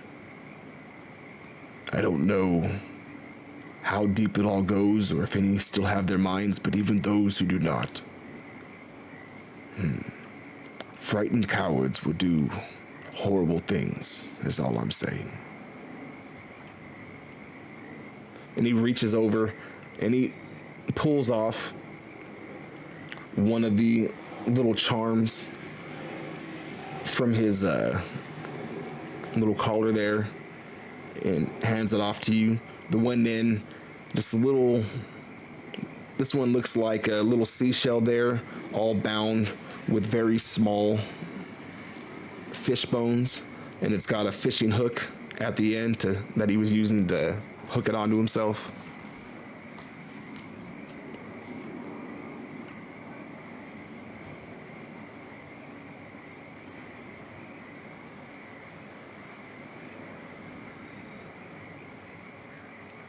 Okay, Erin, so I don't think we have questions. Well, do you mean to make your way back to the village there? It will be dark soon.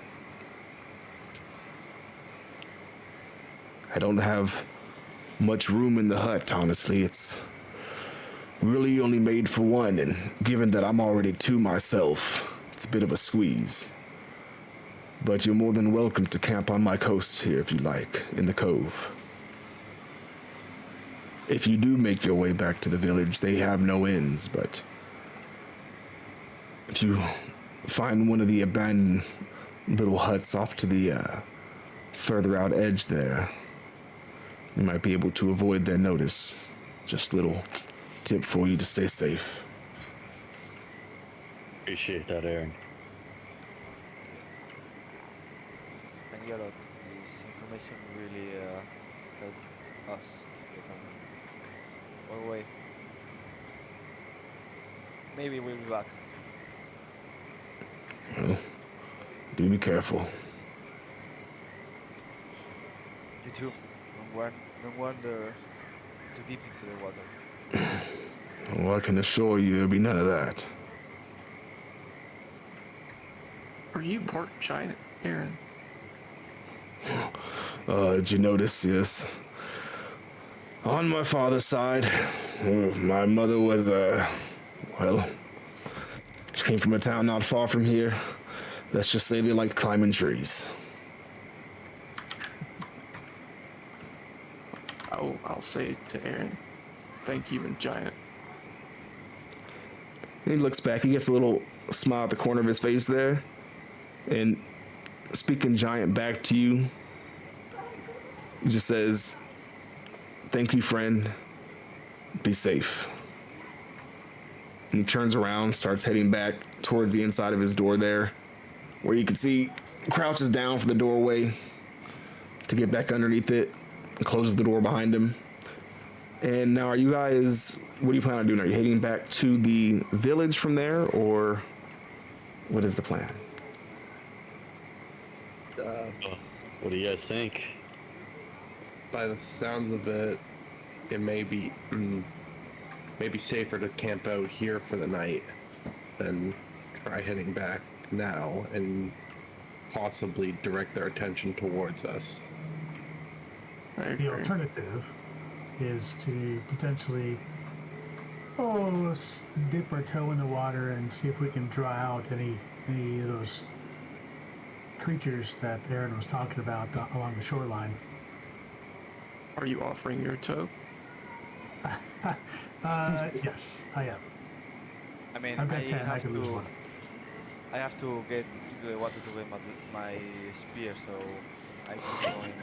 Oh, right, you threw your If you don't mind. We've got to work on you throwing things. You I mean, I like to throw man. things. lost daggers, you Really a lost problem. spears. You're like a cat on the counter, just knocking shit over. Right. I just don't feel feel like I'm fine with that. Whatever we choose, I just don't feel like we have too many leads left. In the I feel field. like the lake needs to be explored. That's I mean, is it safe to assume that Ragnar could kind of piece together with his history check and stuff that maybe something from the sky fell into this lake and is the start of all of this? It's something you could certainly think.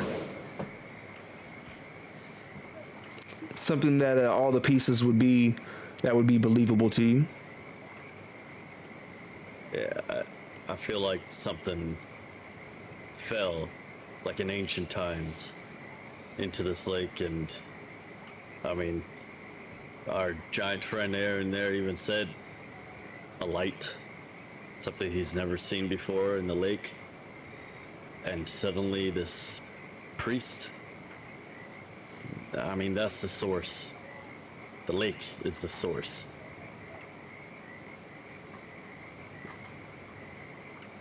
All right. Though So what are we doing? we I might like still find Jasper's answers idea. in the town, but yeah. I don't know if risking the town would probably be the best thing Yeah. for us. Especially when there's no allies whatsoever in that town. Yeah. It's just enemies around us in town.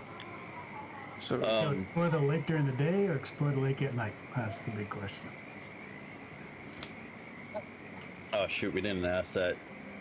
Did it seem like the giant goes fishing during the day on the? Well, I thought he said he had went for a late night snack because he couldn't catch anything during the day. When he Okay, had seen okay. them go out. Okay. Yeah, we shouldn't go in the water late at night. So Dark then and this, yeah, it's a night thing. So if whatever's in there is going to be active, it seems like it will be at night that it will be active. Got it. I will say, Varen did mention minor deity. So, don't know if the priest is the minor deity or if what's in the water is, or if it's just all an illusion. It could be that. One giant elaborate illusion. Well, I vote patrolling at night, even though I can't see crap. But Same. Where'd everybody go? yeah, little dangerous. Everybody go. Right. I patrol then, don't worry. You can rest near the fire. At this moment, I think finally,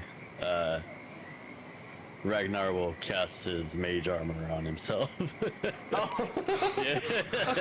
Like, feel a little nervous here, just in case. Yeah. That's a good idea. But I'll go along with the group. So, whatever we choose. All right. So what's the group doing? Are we going exploring, or you going down for the evening? Do we rest until the morning and then explore, or do we explore and then rest?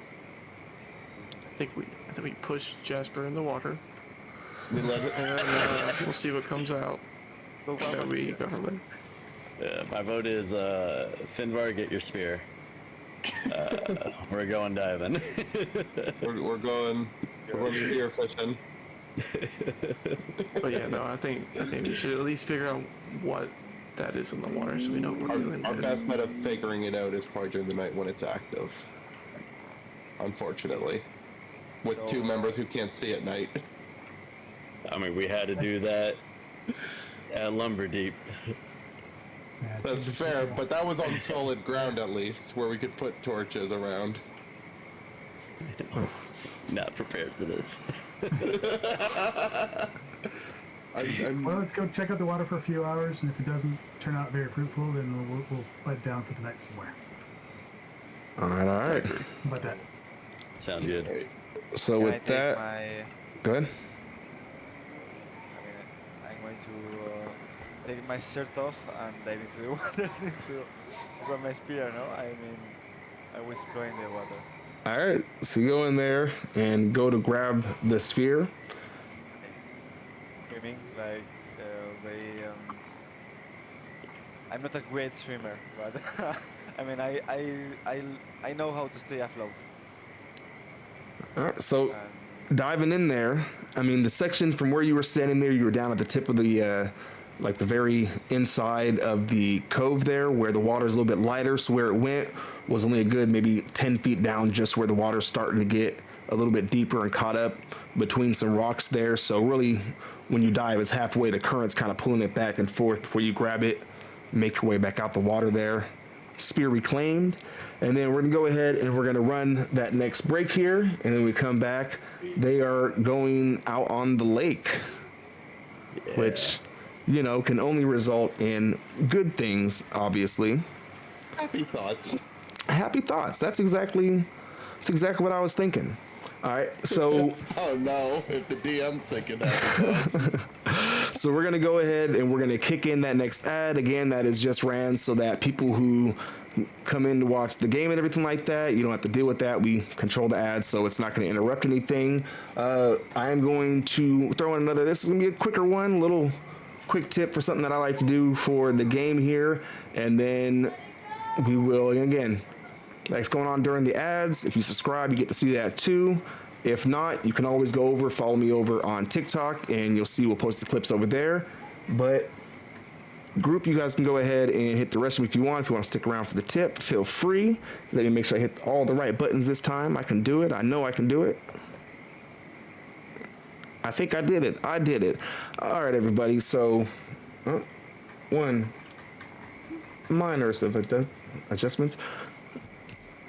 All right, everybody. So just real quick tip on this one here. This is just to add a little bit of variety to some things. You know, there's a lot of abilities, things that don't quite sit right. You want to adjust, but then you're like, oh, I don't want to throw things off too much. Sometimes there's a way to balance that. The way that I do things is for potions, for instance, specifically healing potions, right? The way that the rule used to be was simply it worked as an action, you roll your die.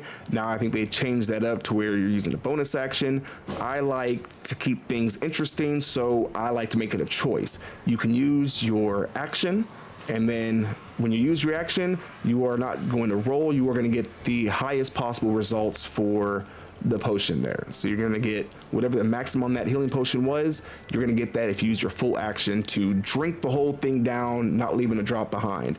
On the other hand, if you want to still make an attack that round, you can also do a bonus action, which means as you're making an attack, you're trying to take a quick swig real quick, and so you are going to roll for it. Maybe you'll get it all, maybe not, but kind of adds a little bit of choice there, so it's not just a, you know, it's not just a one option thing.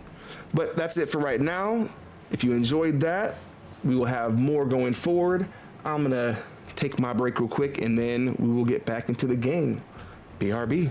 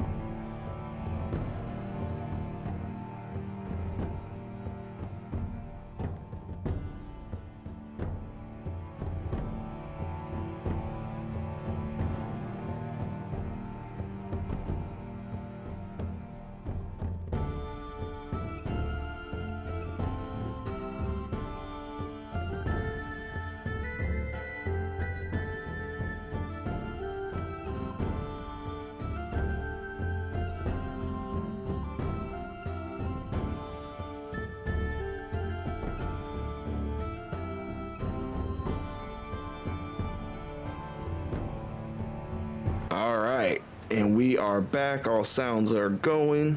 We're good. It's a go. Perfect. All right. Excuse me.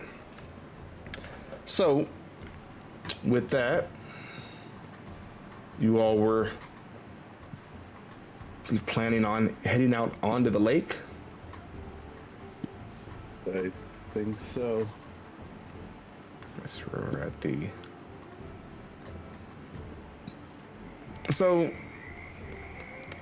for one, how exactly are you guys plan on traversing the lake?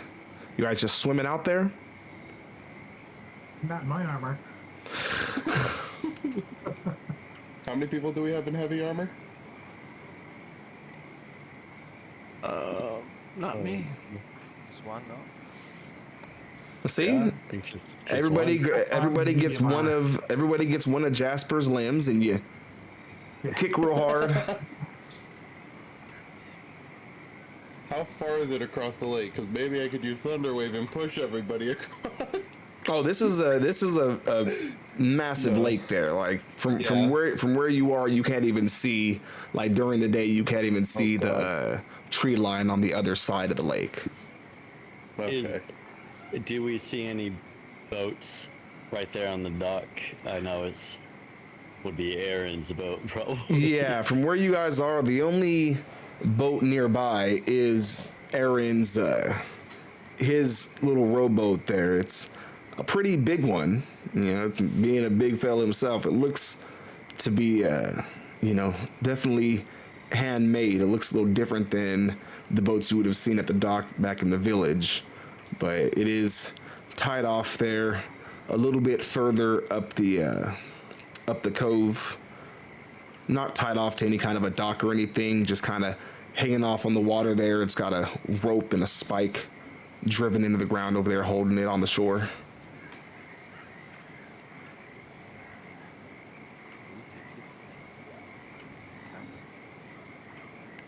I don't think we ever asked him if we could. We never asked them, unfortunately. No, Not- forgot to I have ask. to ask for permission. I mean, the water. Are we gonna follow the priest in the water? Or are we just going out in the water?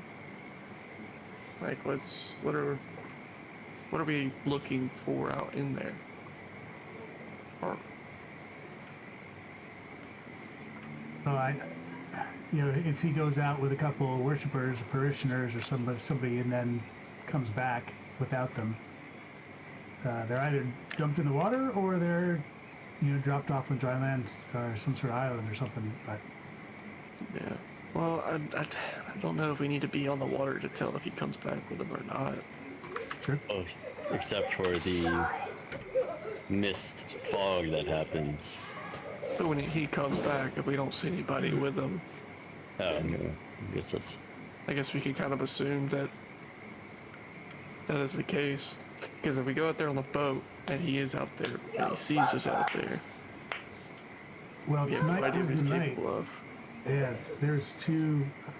I think we mentioned this before. There were two converts, religious worshippers, who saw the light, and they're big celebrators. So They might be the next. it's possible. You're right. They may be the next ones to go out on the boat on their one-way trip.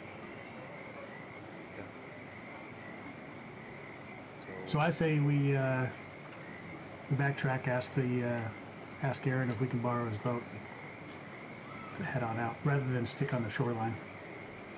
That's my vote. That would have my vote.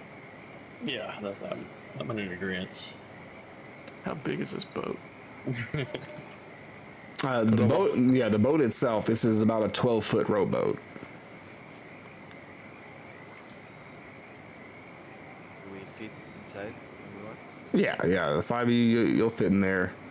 You're not exactly, there's not exactly room for tap dancing, but certainly enough seating for everybody. Okay.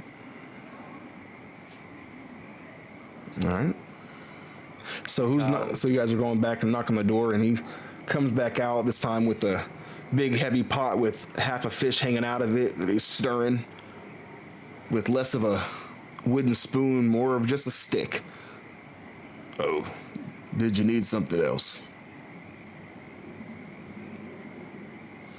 Yeah.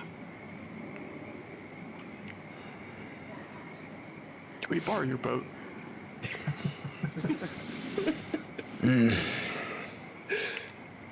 My boat. I mean, what for? It's the sun's going down. Not to be too much of a dick about it, but that boat's how I feed myself. You understand? So, not sure. Letting you lot take it out there on the lake in the night is really in my best interest there now, is it? Well, can we trade? Just for you to let us use it. And what do you have to trade? I'll pull out like 20 pounds of rations.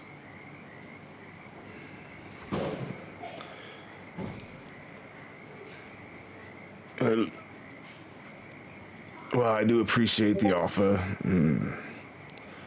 You understand you're trading a man fish for the means to fish. It's merely just to keep you fed in case the boat doesn't make it back on its trip, and then we'll help you find a way to get you another boat. You see, that worries me further, as it seems you acknowledge the odds that it might not make it back on its trip, and after these 20 rations are done, well, Yeah, where's the see, I'm not a fish? quick talker. Here, you said yourself that this area is strange, and you yourself feel the need to leave. We want to hopefully stop whatever is happening and return it to normalcy. How about the rations? And I'm gonna throw in some gold to help you until you do decide to leave, if we are unable to change anything. And on the low possibility that the boat doesn't return, you will for sure be able to continue a living. And you're not going to need the boat once you leave the lake, as you yourself have said you've been thinking of doing. 1 second.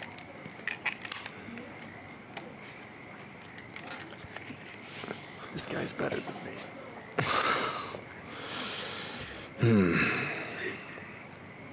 Thanks for your facts. He looks between the two of you, reaches inside the doorway, and pulls out an oar. Goes walking over, just kind of walks past, doesn't really say much, over to the boat there, puts his hands on it, kind of looks at it for a second, tosses that oar in, reaches in, and pulls another one out. This one, it's really a basic oar, but you can see kind of etchings and everything carved in, going at the handle of it. This one's mine.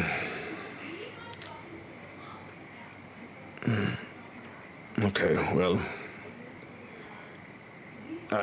I'll take your offer. I do. Please understand, I would rather you return my boat, but up until recently, this place has been rather good to me.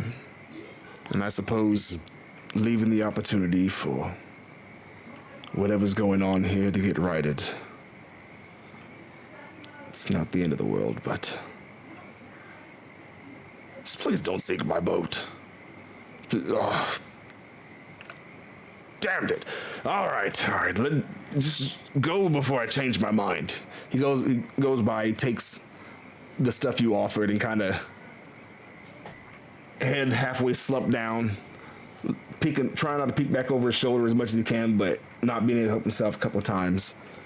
And then walks back over the door, leans up against it, and just looks at you all. And if he had realized I had put down 20 gold, along didn't- with the ration. Didn't even look at it. He just Make kind of sh- scooped it up and yeah. just kept on figured moving. so. Just Make sure he can have a living. hey, shit, that's more than he probably makes in 20 years. So 100%. Very generous. What- all right, you I all understand the sentiment of the boat. have a boat. Just to clarify, there are 2 oars in there. He took one that was special to him, but the other one he brought was to replace that. So there are still 2 oars inside. Okay. What are y'all doing? So, I guess we learned I don't bargain anymore.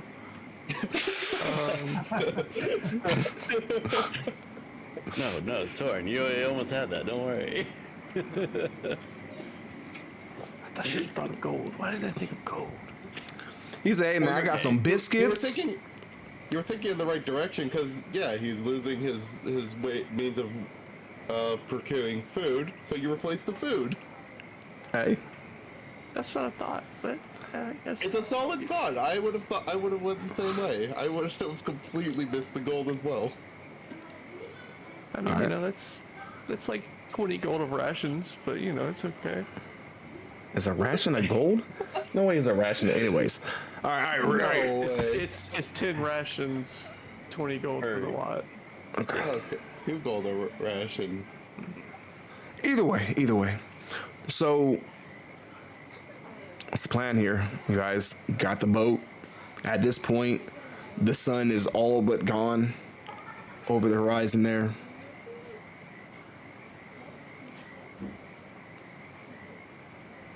All right. Well, we want to be far enough away from the shoreline so that, but we can see it, so that in case the priest happens to take another night journey, we can see him. Yeah. That would be a Are good we idea. lighting torches, or are we just relying on everybody's dark vision? Because if that fog kicks in, I don't know if anybody can see anyways. I think we rely on dark vision. Torin, you got that right? I do not. I don't know. So it's me, Finvar, and Ragnar that have the dark vision, right? All right. Elven eyes. We could rely on that dark vision unless the things turn bad. All right. And who's actually doing the rowing? Who's rowing the boat? I'm rowing. Okay. I'll row as well. I'm pretty beefy. All right. Raise my noodles, and like, these things don't. Yeah, if you guys with dark vision can guide me, I'll row. Okay. All right. So, as you all get in there and start kind of making your way out of the cove here, there is a bit of a pickup in the current there. The water kind of pushing back against you. It takes a lot of deep pulls to get out of that cove there.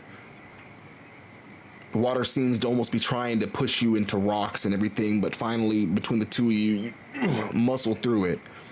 Once you're out on the actual lake, at that point, it's almost as if all current just drops away.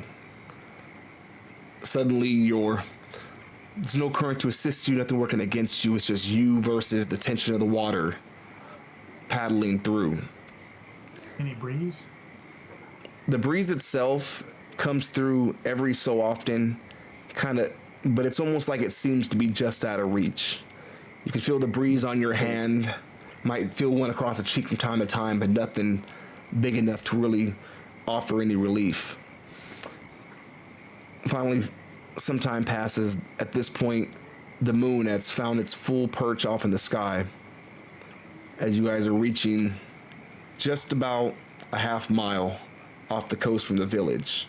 Close enough that in the dark there, you can see the little flickers of lights from torches here or there around the village. At that point, can already see fog starting to roll in from deep off in the lake there. Some time passes, no movement on the water itself, or no movement in the village itself. The fog comes in after a while.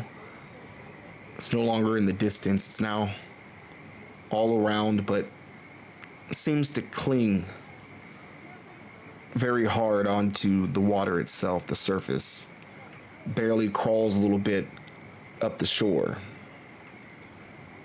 If you look down at the boat, it almost looks like if you were to reach down, it's like clearing smoke or, little like the dry ice and everything like that. It kind of moves softly at a slightest breeze, but it's still thick and all around there.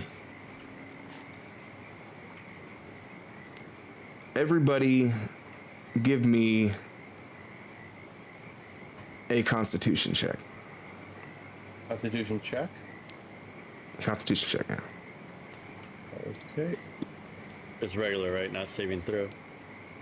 Yes, saving throw. You are correct. I say wrong things sometimes. Saving throw. My modifier is the same, so should I use that or should I roll again? If it's the same, you can just keep it. Sorry, that was the wrong There you one. go. I pressed the wrong one. Okay, that was the correct one. Yeah, of course. Apologies. Yay. Ooh.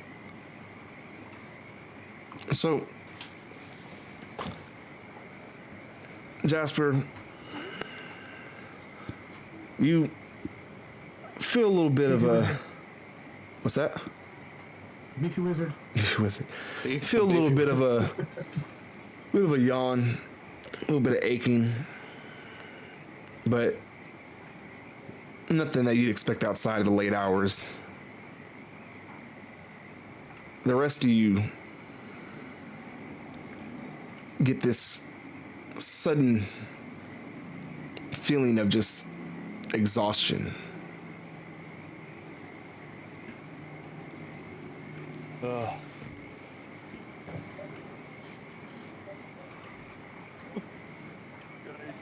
Oh man. Is it before midnight or after midnight? At this point, you guys, between rowing back and then sitting out on the water for a while there as the fog has come in, unless you want to kind of take a step back and insert any other actions in there, then we're hitting about midnight here. Is this like a fatigue-esque thing, or like, because I'm an elf, I'm immune to like magical. It's sleep, not. so It's I don't not know like if it's magical. It's not sleep or anything like that. Okay. Yeah, it's not anything that's just putting you directly to sleep. It's more. Tires us out without putting us to sleep. Yeah, like a fatigue thing. yeah. Okay. It's more. You're just starting to feel more and more fatigued being out here on the lake in this fog. Okay.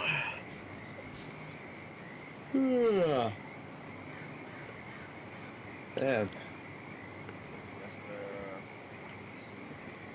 Are we in the middle of the lake already, or are we still? No, you guys made your way along the coast there, outside. You're about a half mile outside of the village off the coast, kind of hidden on the coastline a little bit, so you're kind of as close as you can be to still have a straight line of sight without just being directly floating out, obviously in front of the village.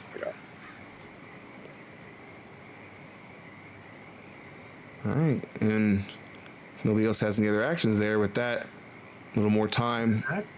slips away. Go ahead. What's that? You guys want to head back?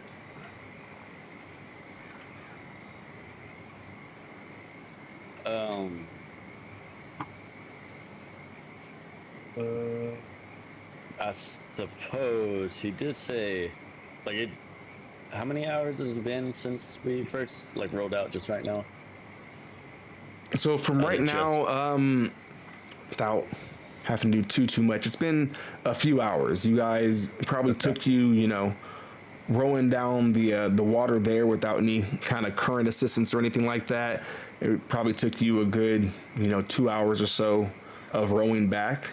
The walk was actually faster, and then after that point, sitting out there for a while, kind of just watching things, waiting for some kind of movement in the village. A couple more hours slipped away, so you guys are hitting about midnight now. Okay.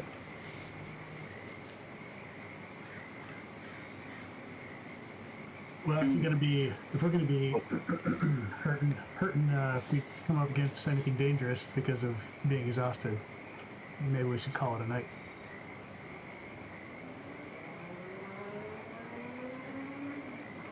Your go.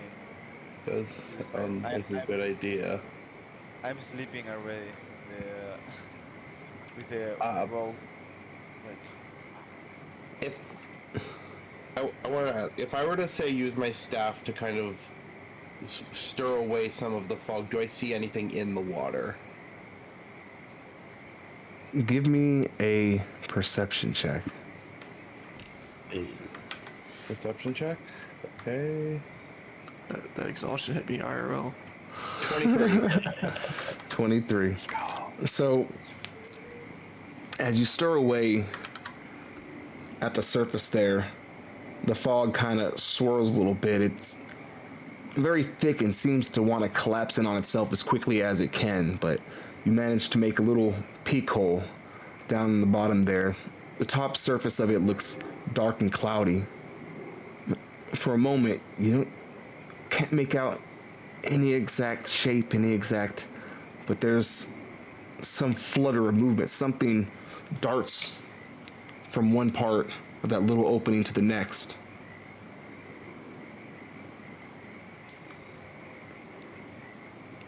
The boat rocks.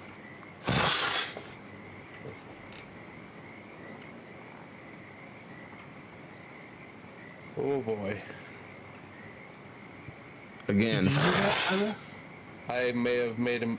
I saw something in there as I tried clearing away some of the fog. I couldn't make it out, but it's almost as if once I saw it, it could sense I could see it, and it moved. I'm gonna, like, you said the boat rocked, right? The boat rocked twice. Okay, I'm going to take a match out of my pack, and then prestidigitation, magical, light it up, All right. and then and looking down into the water and throw it down so I can try and see anything that's in the water, since it would be magic fire, right? It'll still hopefully stay All right. stay lit when it goes in the water. So, drop it in there. It falls through, kind of just vanishing inside of the fog there. It splits for a second. You can see a glow going down there. The fog closes back over it. You don't have a clear sight on it, but you can see the glow of the light, and then it stops. Then you see the light move a little bit, and then a little bit further. And then suddenly it starts moving around. Now it's moving very slowly, but circling the boat. Nothing's here. They've given it a beacon. And then on one side, there's a splash, and a little match lands back inside of the boat. And I'll immediately snuff out the match as it lands so you don't catch on fire. Suddenly a big, the whole boat shakes again. I think we should go. We should leave. let's start rowing to the which I don't want to have anything Back. with this. Who's rowing? We got Jasper on one side, and is it Finvar still helping? Yeah. All right, Kinda sleepy, but yeah, my best. both of you give me athletics checks. With disadvantage or no? Take it normal. Again, your exhaustion, your body aches a little bit. Your exhaustion is very, very mental, so you're not like suffering from a point of exhaustion. All right, 16 and 3. You all start rowing at first a little slowly there, kind of just trying to get the boat moving, but drifts for half a second, and then you feel it tug. It rocks again. Something's got us on it from underneath. Start feeling For sure. as if the world is rising. Fire into the water. You got it. I'm going to poke whatever is in the water with my spear. Like, Don't throw it. no, I'm going to poke. All right, A little poke. give me an attack roll with your spear. Okay. And I'll shoot an arrow into the water. All right, 15. 15. So stab it down in there, and you feel it hit something. Definitely catches in there. You feel kind of a bit of resistance, and then you feel the boat tug again. Everybody give me Constitution saves. Constitution save. Damn, I'm not good at that. Oh, okay, not too bad. Oh, a 3.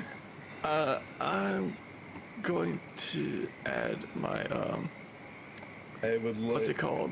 It doesn't even matter if I had guidance, I don't think. It's a fighter feat that I have. Tactical mind to it. All Can I right. add it as saving throws? No, it's only ability checks. Never mind. All right. So let's see. Going through the list here. All right. So Torin and Ira, as everybody, the boat shakes hard. Everybody's tossed against it. The two of you not thrown clean out of it, but thrown up on the side there with one leg hanging out into the water and the other side still barely holding on as you feel something wrap around each of your arm and wrists. Yikes. Wait, like whatever's in the water is what it's wrapping around? Where you can't see it because it's still hidden in the fog and in the dark water there, but your hands and legs hanging in there, you feel something tighten around your wrists and your ankles. And it gives you a tug. I was. Oh. Now we're playing with another active here. I was gonna. Upon feeling that. No, never mind. No, I don't know what I'm thinking. Never mind. I'm gonna scrap that thought. Chop at it with my sword. All right. Give me an attack roll with disadvantage. At this point, you're holding on with one leg, one hand grabbed, one hand trying to swing up. I'll use my heroic inspiration to make a normal roll, if it's possible. Yes, it is. How do I cast this? Verbal and somatic. Okay. That is a 24. 24 and with 7 damage. So you swing it through and slice it, and you pull your hand out of the water there. It looks like an eel, or at least part of one, drops off back into the water there. Before you pull it loose, there's a nasty little shake underneath. It lets go of your leg and lets go of you as well, Ira. And then you all can feel the whole boat start. And you can start seeing water coming over the edges as something seems to be pulling it straight down.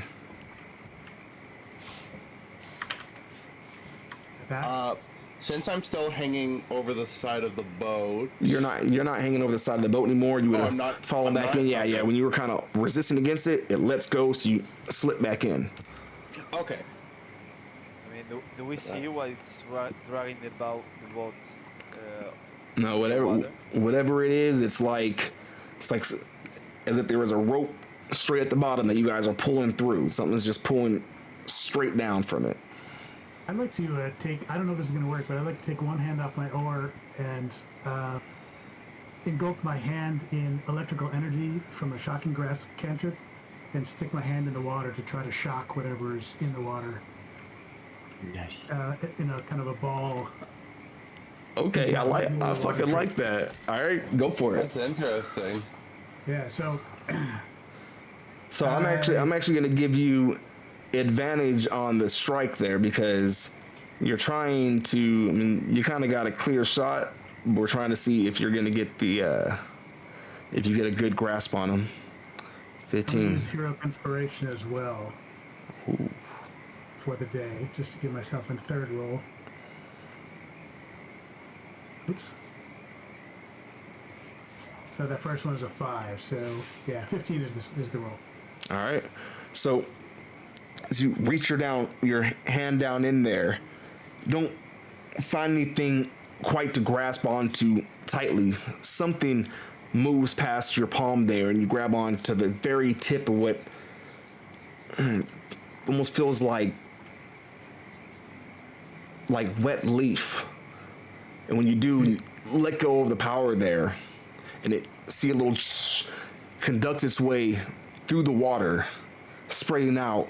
This time you hear not just shaking, but a screech come from up underneath. Almost sounds like some screaming against the very bottom of the boat.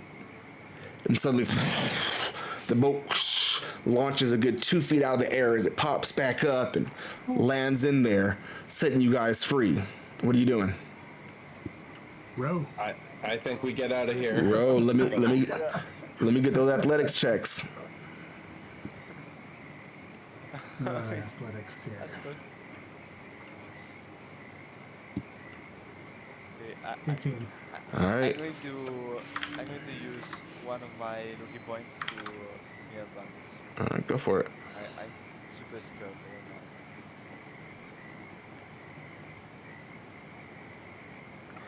All right, that's all right. Between the two of you, again, even with Finvar still, mentally exhausted over there and everything shooken up, start digging in. At first, Jasper is just digging in there, so the boat's almost starting to do a bit of a U-turn as it's going faster on one end before they find their rhythm and just start rowing as quickly as you guys can before the whole ship, the whole boat there slides up onto the shore. Off in the water, you can see the faint silhouettes of, like, just, again, quick sight. It's almost like just a bunch of eels swinging up, slapping against the top of the water before fading back into the fog. That was straight out of Princess Bride. Oh boy. So, no more water. And no more Torin bargaining. 2 things today. No. How far are we from the village now? You guys, again, you darted straight from where you were over to the shore there, so you're about a half mile from the village. Okay. Is it the boat damaged or So when it washes up there and getting out and everything like that, the main structure of the boat looks fine. From where it washed up and then kind of tilted a little bit on the sand, you can see that there are some, not so much claw marks. It looks more like a couple of little chunks at the very bottom were just ripped off.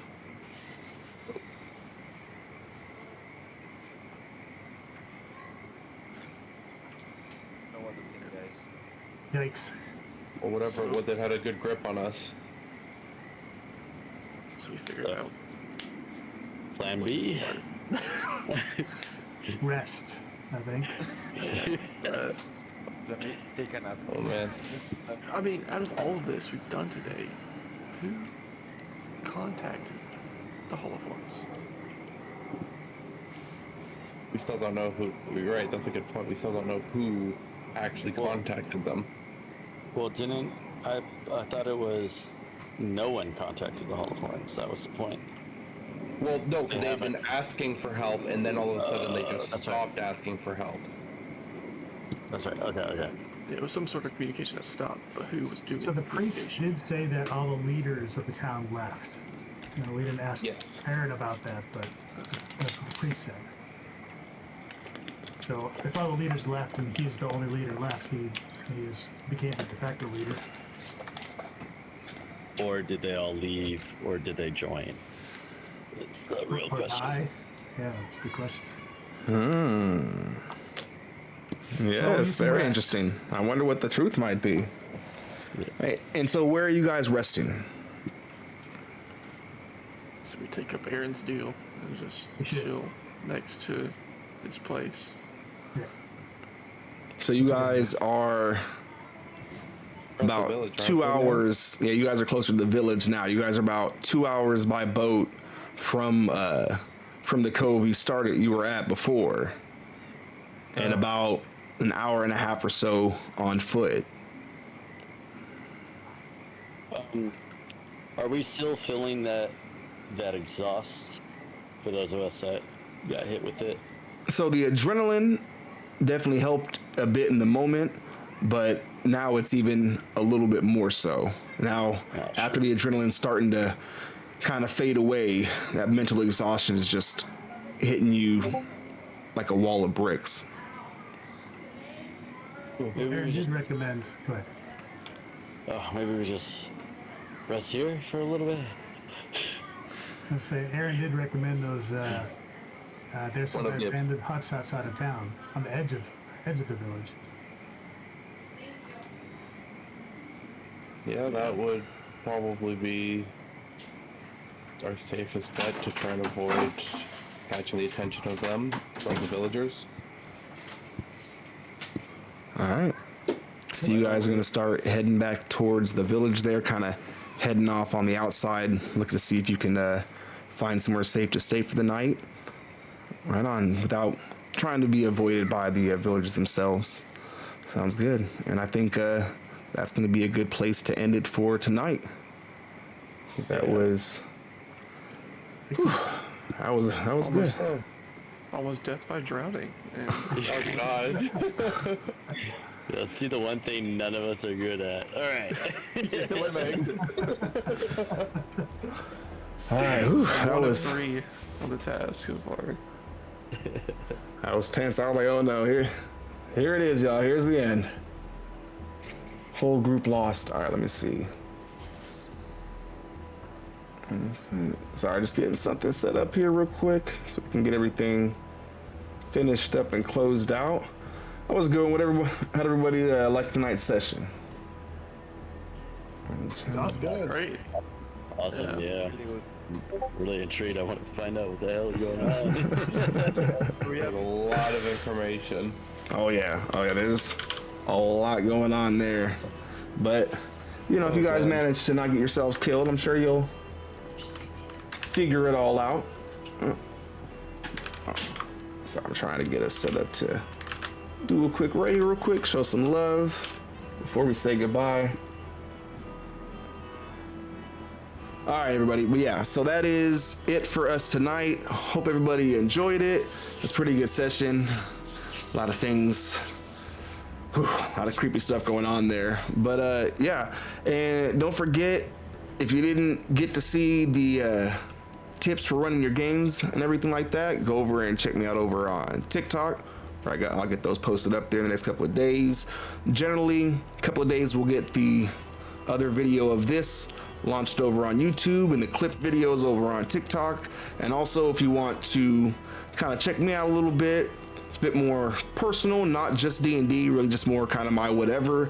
You can check me out over on Instagram. But other than that, hope everybody have fun, and yeah, peace. Oh, let's hit the raid button. Let's show some love. All right. Waiting for the raid yet? Yeah, and don't forget, next time I'm gonna be checking it out. We got all those new channel point things in there. Check them out, use them, have a good time, and we will see y'all later. Peace out.